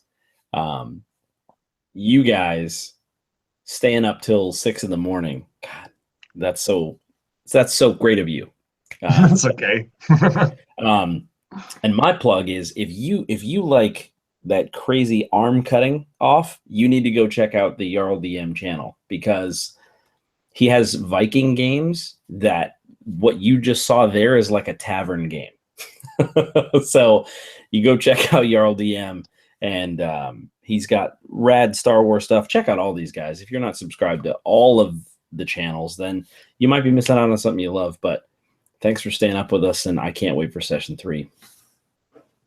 Tim, thank you. And dude, I think that is just the beginning of the sword fighting prowess of RAYLON.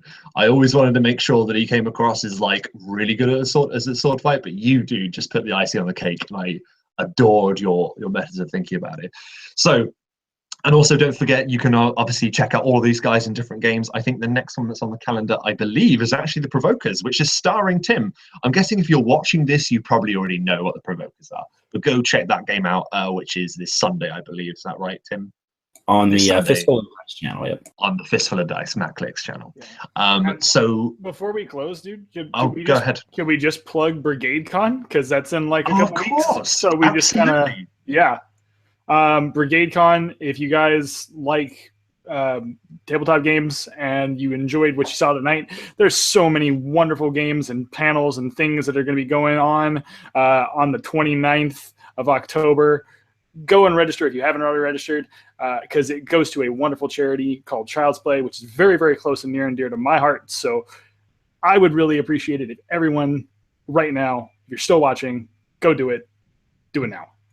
Absolutely. And one thing I know you can look forward to, me and Chad has kindly invited me to one of his videos about sort of portraying characters with voices and that kind of thing. So look out for that as well. So on behalf of all of the gang here, most of which are probably dying to climb into their beds now, I Would like to thank everyone for checking this game out. It is an absolute pleasure to run it for these guys. And yeah, if you like this video, give it a like. If you want to see more, give it a subscribe. And on behalf of everyone here and myself, I hope that all of your performances are up to standard. Everyone give a wink. I love that Lorekeepers just does that. Perfect. I'm winking, I promise. And I can't move the thing. There we go. And I'm winking, I promise. okay, goodbye.